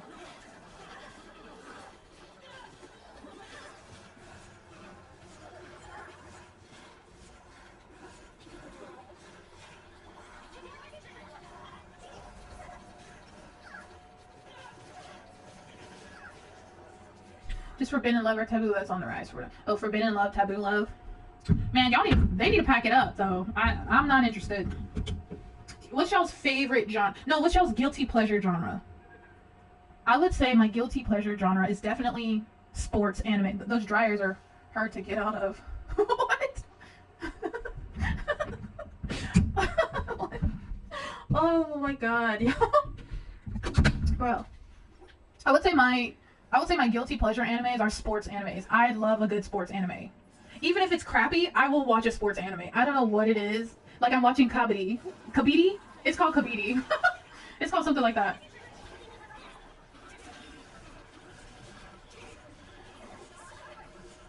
I think the first sports anime I ever read was Prince of Tennis. I didn't even finish it, but it was one of the first sports animes. Let me think. Is it? Yeah, I definitely think it was. One about rock climbing. Are you talking about the one about the little girls and they're climbing? Are you talking about that one? Is it that? No. Are the ones that are girls are buff? There's two rock climbing sports animes. There's one where they're like little girls, and then there's one where they're high school girls but they're buff. The buff one. I wanted to watch that because it looks so cool. But the camera angles were super. I'm not gonna lie, Dino. I remember when Tumblr was the main reason why Free got the anime. I remember when they released the commercial and people went crazy for the commercial, and then they were like, we need an anime, and we got the anime. That was the time to be alive on Tumblr right now, right back then. Ooh, they had real rock climbers. I loved Free. Free was so good. It was beautiful and it was so freaking good. Oh my god, it was just I think at the time when it came out it was revolutionary, because I think it basically showed that there can be anime that are for the female gaze, basically. I think the person who worked on Free is the one who made Skate, right? That's what I heard. But I could be wrong. I think there was a whole article about the woman who helped bring Skate, Free, and something else she worked on to life. And she's basically a novelty in the anime industry because she focuses on animes that are like for the female gaze. But I could be wrong, Dino. Let me research that first. Because I could have sworn I wrote an article about the woman and she worked on Free, or she helped bring Free to life. There's a park that I watch, and it is for the female gaze. Ooh, a parkour. At least yo, when I tell you this gymnastics sports anime I'm watching called Bakuzen, I would say it's not like they're buff or anything, but yo, they reference real gymnasts. They be flipping in the visual symbolism they got is so cool to look at. Okay, so can we go to the Geo Dungeon? We're gonna go to the Geo Dungeon. Hi guys who are in the stream. You're probably here for the Code Geass discussion, which we have talked about it. Feel free to like chime in, y'all, and yo, Kaleido Star! Yo, no. Maybe Kaleido Star was the first. Kaleido Star probably was the first sports anime. I didn't even think of Kaleido Star. It was probably the first anime, and then Prince of Tennis was the first sports manga I read. Oh, yes, Koko no Hito is one of my favorite mangas of all time. I loved Koko no Hito. I fucking loved that manga so much. That shit was so good. Yes, I love Koko no Hito. That was good. It was good. I loved Kaleido Star. I used to buy the New Type magazine. I don't know if y'all remember, like back in the day, New Type magazine, the anime magazine, they would give you these CDs, and on the CDs they would have like an episode of just some anime they were talking about in the magazine, and they had Kaleido Star. I feel like the opening theme song to Kaleido Star, I was this little kid, it like changed my life. It is so dramatic. It like changed my life. Oh my god, that's really nostalgic. Kaleido Star is like elementary school. I was like, that opening theme song. Yes, the music, it was so good. And I watched it in English when she was fighting against, there was this girl named May, and they were trying to compete in the air, and it was so dramatic. My little young self, I was shook. I was just like, come on, Sora. I remember loving it though. The memory has faded.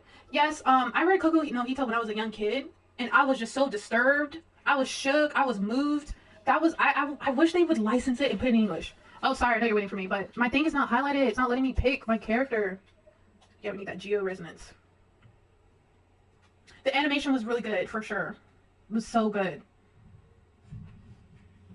Yes, Coco no Hito, man, the art. I think it's based off the author's real life. I thought he was gonna die. Mori, I thought he was gonna die. He lost some fingers though. But I was so happy he made it because he had his daughter. He had a daughter and a wife. I was like, thank God he made it, because who has time for that? Okay, I'm coming. I'm coming. Hold on. Okay, I'm ready. I'm ready. Ooh, Kaleidostar. I need to rewatch Kaleidostar. That's been so long. I don't even know how it ended. The name, I remember this theme song was called Tattoo Kiss. Yes, I remember that song. I love that song. Oh my god, you guys just opened my memories. Dang.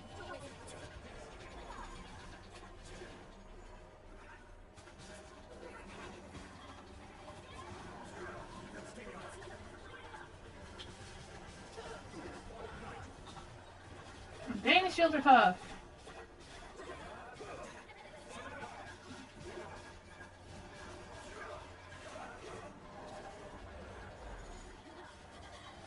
Watch the live action Prince of Tennis. Dang. You know what? Whenever they make like a live action, is there any live action anime movie that is good? Because when I tell you I love Kakegurui, they put the live action Kakegurui on Netflix. It is also hilariously bad.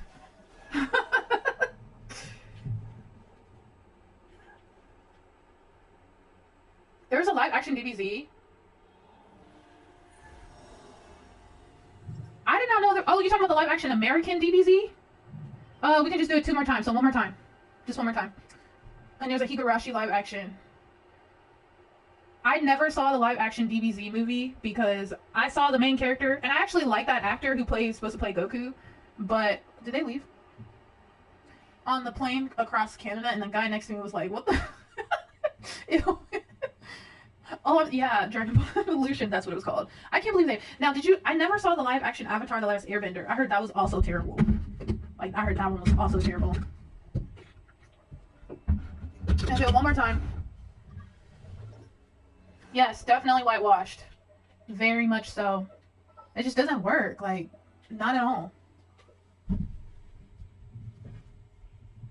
Can you imagine if they tried making a live action Code Geass? I feel like. Well, do you guys think it would be possible to do a good live action Code Geass? With it being about war. Now, the only thing that would make it iffy if the robots, like the nightmares, didn't work. You know what I mean? So, would a live action Code Geass work? Which, I don't know if they have or not. They could have done it already. I don't know.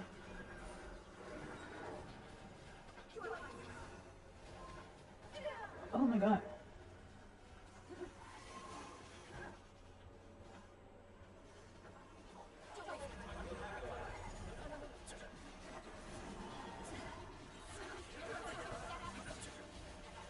Okay, guys, I don't want to lose all credibility when I say this, but okay.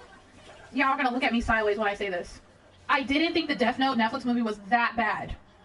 Like, it was kind of bad, but it was, like, entertaining. Like, I didn't think it was that bad. Like, I didn't think it was terrible. Trials was a TV series? Oh, yeah, absolutely.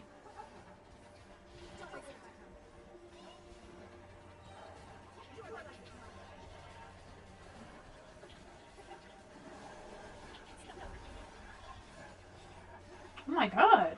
How is this even possible? I'm trying not to die.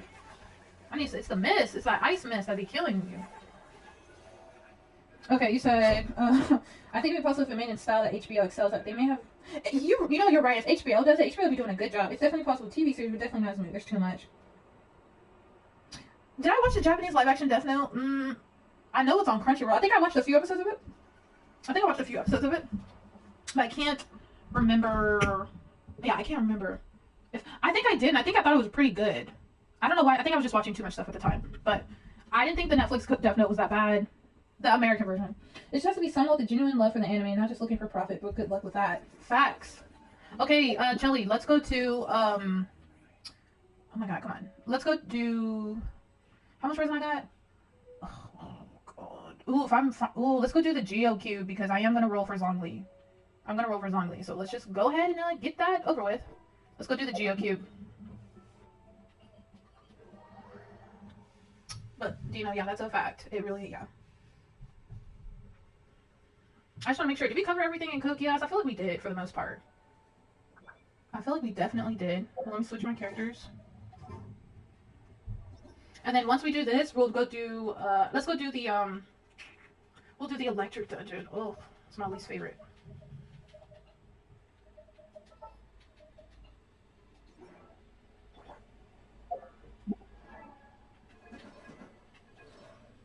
Okay, let's switch his stuff back.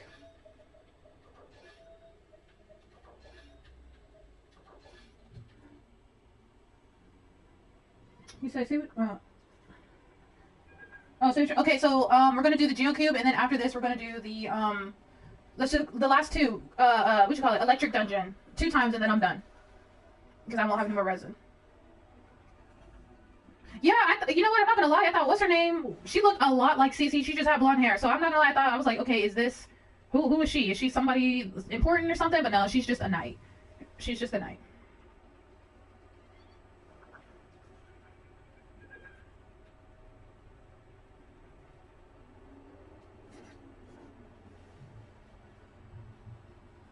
It's those bangs. Okay, so tomorrow I'm thinking about streaming if I got the energy. I kind of want to start the next Nonary game, but I'm trying to think. What do I think Nina's gonna do besides kill herself? That's not funny. That's never funny. No, I didn't mean to laugh at her like that. I wasn't laughing at that, but like she's just so. I can see Nina quitting the military. I see her quitting the military and not wanting to make those weapons anymore because I don't see her accepting. Like, I definitely don't see her wanting to do that. Yeah, I was not trying to laugh at her about that. But, I can definitely see her quitting the military, honestly. I hope she's not a part of anything else. If she was to be, what was she...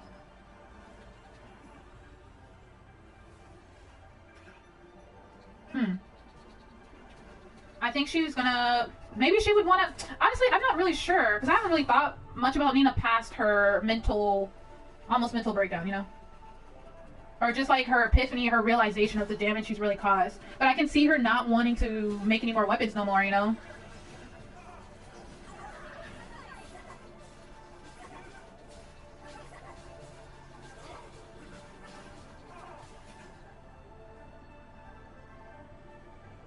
Would she help? Question is, would she...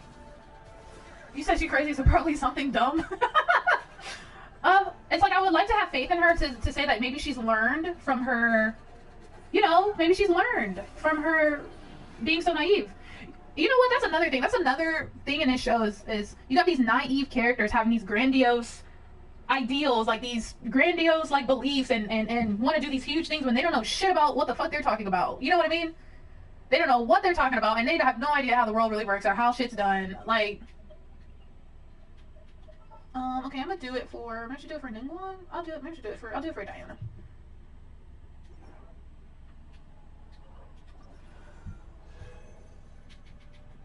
Nino didn't know what the hell she was talking about. Over here yelling at Suzaku, use a weapon, not knowing she about to kill 40 million people. Okay, fair. They are in high school. You're right.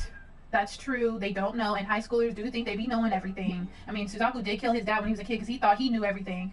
You're right. You're absolutely right.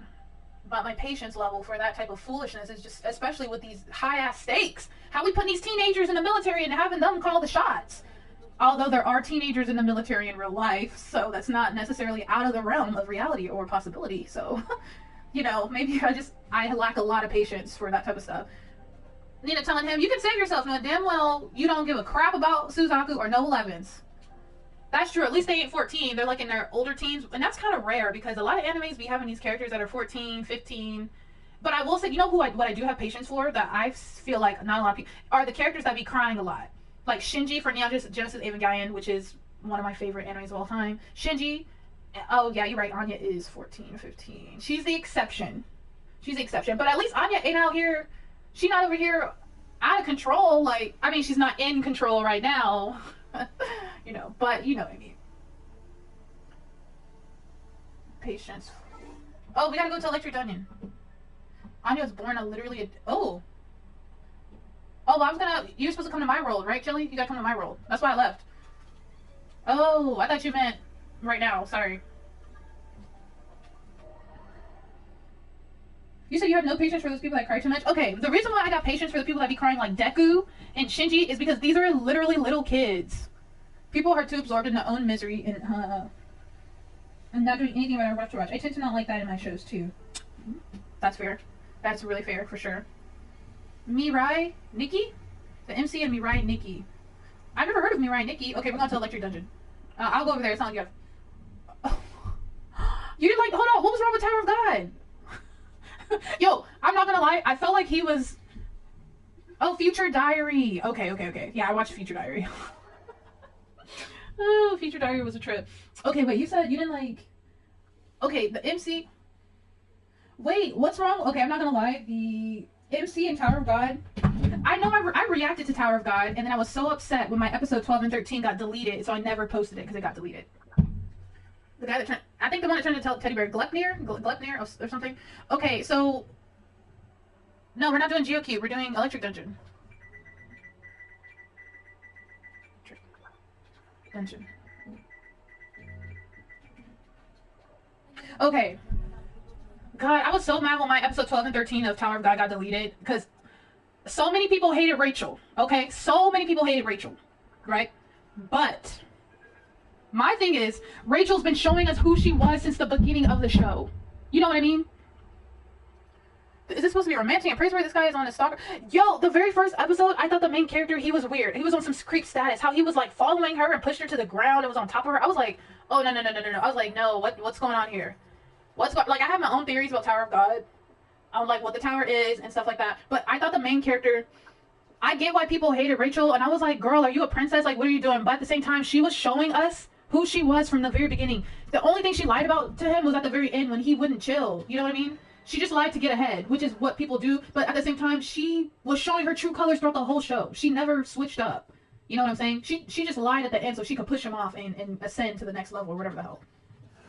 People were so mad about Rachel, but I was like, guys, why are y'all really mad though? Like, it's not like she tricked him. She literally told him, I don't have nothing to do. Like, she said it. This ain't new information. Wait, are we supposed to bring ice? No, not ice. Water. Wait, you're using... You know what? Okay, I'll bring sucrose in here. That was totally his fault. It was so his fault. But he believed her. I think at the end, like when she was in a wheelchair, she just lied to him. He believed her. He just kept believing in her. I was like, dude, she's showing you. She does not fuck with you, bro. She don't... Even Kun with the short, his friend was like... He was like, I don't know why you're doing this. Why are you doing this? And then didn't he confront her? I forgot. I may have to rewatch Tower God, but he totally confronted her. And he was like, stay away from... I think she told him. I think she's the one that told Kun, I don't want to talk to him. I don't have nothing to do with him. He was like, ooh, yikes. Okay, well, if that's the case... I'm sorry, Chili. Hold on. Yeah, I was going to use... Do I already have sucrose? Okay. I mean, I plan on... I'm just bringing her in here for the friendship XP, but you're going to have to carry, Chili. You gotta carry. Because there's no way I brought my level 2 Jinyan up in this level 90 dungeon. I just need the friendship XP, to be honest. I should've just brought Shinshu. Dang it. Well, I'm sorry. You gotta carry. I should've brought Shinshu in here. I'm sorry. You gotta carry. Just don't die. Man, if you were gonna carry, I should've at least brought someone that would give you a shield. My bad. Okay, let me make her a DPS real quick. Screw the, I'm gonna make her a DPS, so at least I can do some damage with her. Oh, I mean, her crit damage is 204%. That's actually really good. But her crit... No, it's not. This is for me. I'm sorry. Ooh. Alright. This will do. We'll be alright. Oh, let me heal. Okay, so if this is the case, I gotta put a buff on. Ooh. Let me put a buff on because I already know. This is the electric dungeon. This dungeon me take that. Let's do some. Ooh, let's do this one. This one. Adeptus Temptation. Let's eat it. Okay, cool. Oh, not the 10K. You love to see it.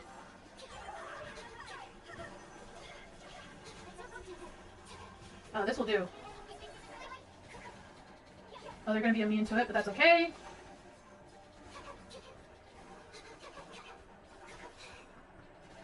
That's what the buff food is for, you know? We'll be alright. Okay. I forgot.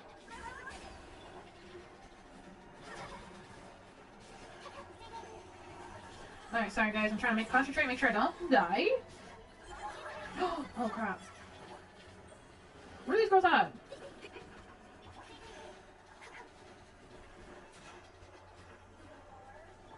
Oh no, she's doing that one move.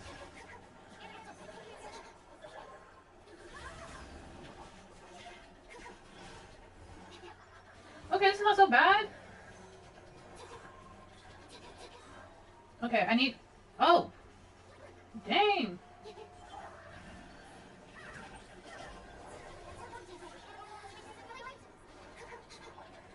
Okay.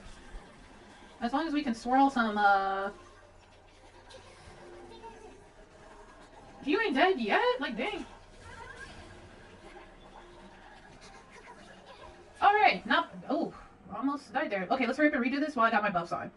Okay. Hold on, let me accept the words. What y'all say? Yes, it is a what did you expect situation. Although, I will say the show does a good job of making you... And Tower of God, the show does a good job at making you be like, what the fuck is her problem? Like, maybe you think something's wrong with her, or you think it's not really her. Like, you think, oh, it just looks like her, maybe it's not really her. And then we find out, oh, that's really her. She's really ignoring us. Like, she's really ignoring him. And then there's the confrontation, like, why are you ignoring him? Why are you pretending like you don't know him? And she's like, I don't know him. I'm just trying to get to the top. I'm trying to achieve my dream. She'll do anything to get what she wants to achieve her goal. That's the type of time that girl was on. And, oh, dang it. Okay. Are you in here? Are you in here? Okay, nice. You're coming. Okay. Last time. This is the last time.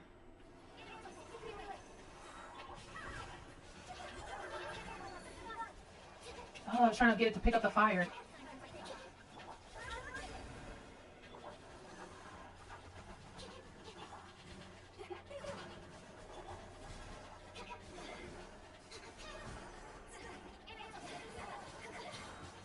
Okay.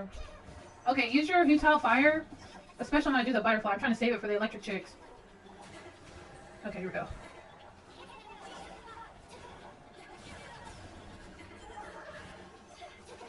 Okay. The key is to just keep moving because you're like invincible for like a split second when you dodge.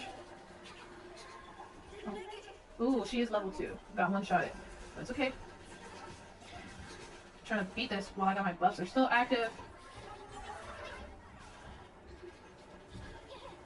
Where's the other one? Oh, you're almost dead. Oh, you're dead. Oh no, she's doing the thing. Oh god, run away. Run away, she's doing it. When she's in that little floating shit, oh, she's almost like invincible. She's like invincible. We gotta run away. Okay, she's down. Okay, see, that wasn't so bad. That was pretty fun. That wasn't so bad. Okay. Alright, I'm finished. I don't need to do anything else, but you said you were going to show me something, right? Yeah, I only got 10 rhythm left. I gotta watch Tokyo Revengers tomorrow. Are y'all still gonna watch To Your Eternity? You said, Skeptic, you really like the manga. Is the manga, out of 1 scale 1 to 10, how good is To Your Eternity manga?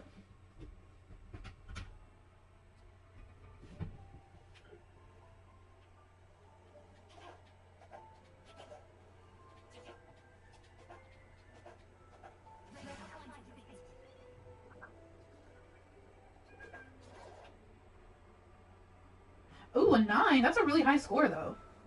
That's up there with Coco no Hito. Now, you know Coco no Hito is like a 9. For me, it's a 9.5. That's like a really, so it's that good, huh? Okay, I don't know if this is a spoiler, but does he stay in the form of that little boy forever? Like, for the whole series? Wait, where are you going? Wait, where'd you go? Oh, wait, why are we going to the cryo dungeon? I'm not mentally prepared.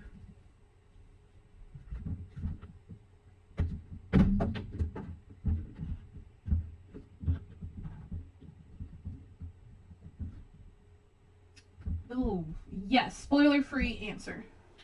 You're gonna be like, yes and no.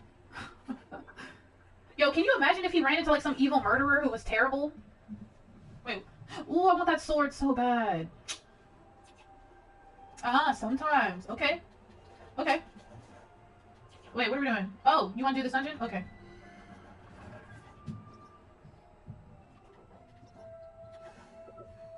Okay, I'm gonna go with the... You wanna be Bennett? Okay. I'm gonna go with the dream team here. The team that will never lose. Okay, this is the dream team.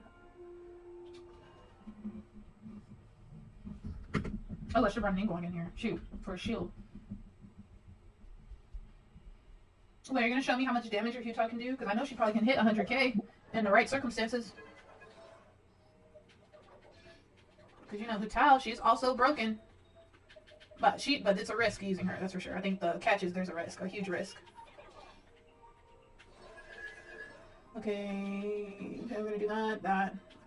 Okay, this is acceptable. Alright, his crit damage not high enough, that's fine. After this, I'm going back. Okay, cool, that's fine. Wait, should I not fight? Like, do you just want to fight because you're showing me something? Oh, you wanted to do... Oh, you're saying you wanted to do this 2 times. Gotcha. Alright.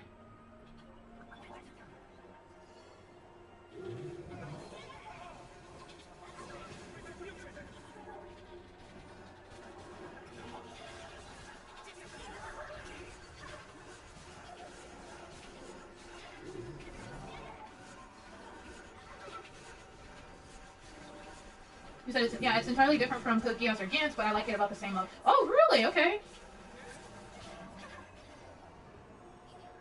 Oh my god, are we in my world? Oh, I gotta accept the rewards. Okay, I'm just leaving, come back in. My one concern for the anime is that it's going to have trouble accurately portraying internal mental state. Wait, why do you think it'll have trouble portraying the mental state of the orb or the life form?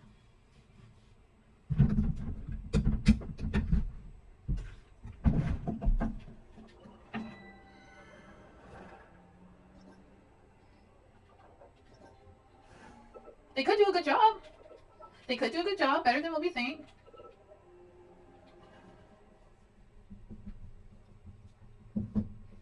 I'm really curious. I'm ready to see how this being evolves, you know? It's quite literally going through evolution. Literally, like, which is why I thought that joke that, oh wait, in the first episode it showed how little the orb knows about how to live, but I do not think it really hit people that not only does it not know, it doesn't know, wait, you said, wait, hold on. You said not only does it not know what pain is, it is indifferent to it. Oh, it's indifferent to it at this point. Because are you talking about like mental pain or physical pain? Or emotional pain? Or just all forms of pain in general? No, it's not.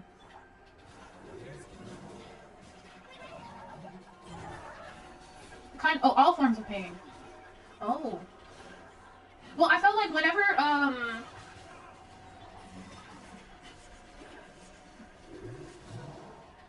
hold on. Did you kill it? You did. Okay. Oops. Okay, whenever I saw that the being put the boy back in the chair. Wait, hold on. They put a lot more focus on it showing caring behavior towards the boy in the end. Yeah, they did put, like, I did notice that he put his body back in a chair, which showed that it did care for the boy to a degree. But what you're trying to say is it needs to be emphasized that this creature or being doesn't understand or comprehend pain at any level or any form, is what you're saying. So when it comes to maybe seeing, will that really be shown in the next episode? Because I watched a little preview at the end of the episode and it was showing that this little girl's going to be sacrificed. Will that be a prime example of that, I wonder? You know? Maybe he gets to know, like, this little girl and she dies or something and it doesn't quite affect it, and maybe over the course of time it does.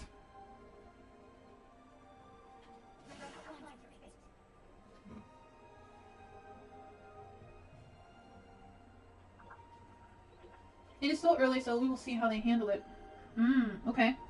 I'm curious. Because as it spent time with the boy, I feel like in the beginning it would just look at him and be like, okay. But as he spent time with the boy, it definitely grew to care about him or show some type of, okay, good night. I'm probably going to get off soon too, guys. I mean, dang, it's been 3 hours already? Shoot. Sorry, I'm going to catch up on some shows. But it definitely seemed like it showed some type of, near the end. But for each form that it takes on the drive of the life form that it takes the form of. So I think, tell me if I'm right or wrong. When okay, so before that, you know what was interesting? The parallel between the real wolf and the boy. Like the wolf was injured on its leg, and died probably from the injury from his leg, and then the boy died from the injury of his leg, and then the wolf probably wanted to see that boy for the last time and was trying to make it home, and it didn't make it home. And it's just like the boy, he wanted to see his family or his people one last time, and he didn't make it. He didn't see his family, and so when it took the form of the wolf, did it like unknowingly? It drove him to that village, like it knew the direction of where to go, and it met the boy. Do you know what I mean, or was it just random? Because he took the form of the boy and it took on his dreams, like stimulation. He wants to feel everything. But I don't know if that's just the life form wants to feel everything. Or was it because of the boy's dreams to experience and meet new people?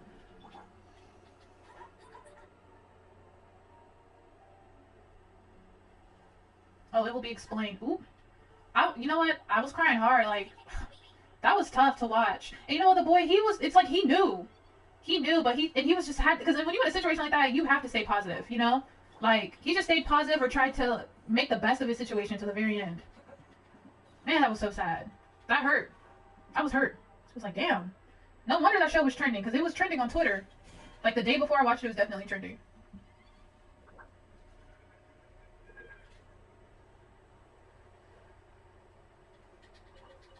But I will say, I think I'm going to get off here, guys. Any last minute or any final thoughts on Code Geass or anything that we talked about? Because we talked about a bunch of stuff tonight. I'm really gonna warm me up some salmon. When the boy was like, ooh, raw salmon, I was like, oh, I feel you there.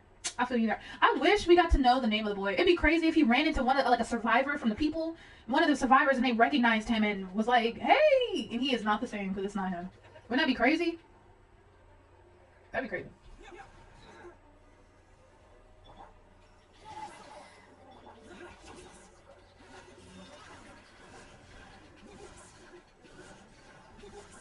Hmm. Alright, guys. I'm gonna call it a night here. Oh, whatever you do. Okay. Well, I know for sure I'm gonna finish the series next week because I can't. You guys don't understand how hard it's been to like not just binge watch the show. It's really hard, especially on Netflix when they start playing that next episode like right away. I'm like, ooh, oh, to press the button is really hard. Oh my god! But I'm gonna finish it next week.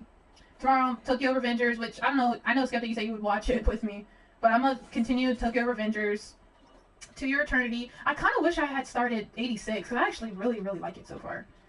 I can tell, like, with that show, though, it's really the kind of dialogue. It's a lot of information. But, anyway. I will call this night, and I will catch you guys soon. I'll see if I'll stream tomorrow. Maybe I'll stream tomorrow. I'll let y'all know. You finished Code Geass in 3 days? Wow. Wait, let me think. I'm trying to think. What was an anime I binge watched everything? I binge watched Kakegurui in like a day and a half. I finished, what was the name of the anime that you said that Dino asked about?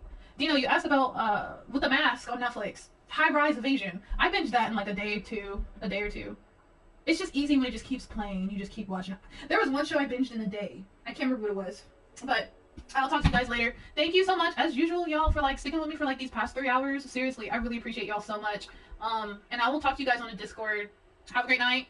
Yeah, I'll probably talk to y'all on the Discord or something. We gotta figure out how to play Among Us. How can we play Among Us together? We have to do that on the computer because it's not on PS4. We gotta figure out how to play Among Us. I'm trying to play Among Us.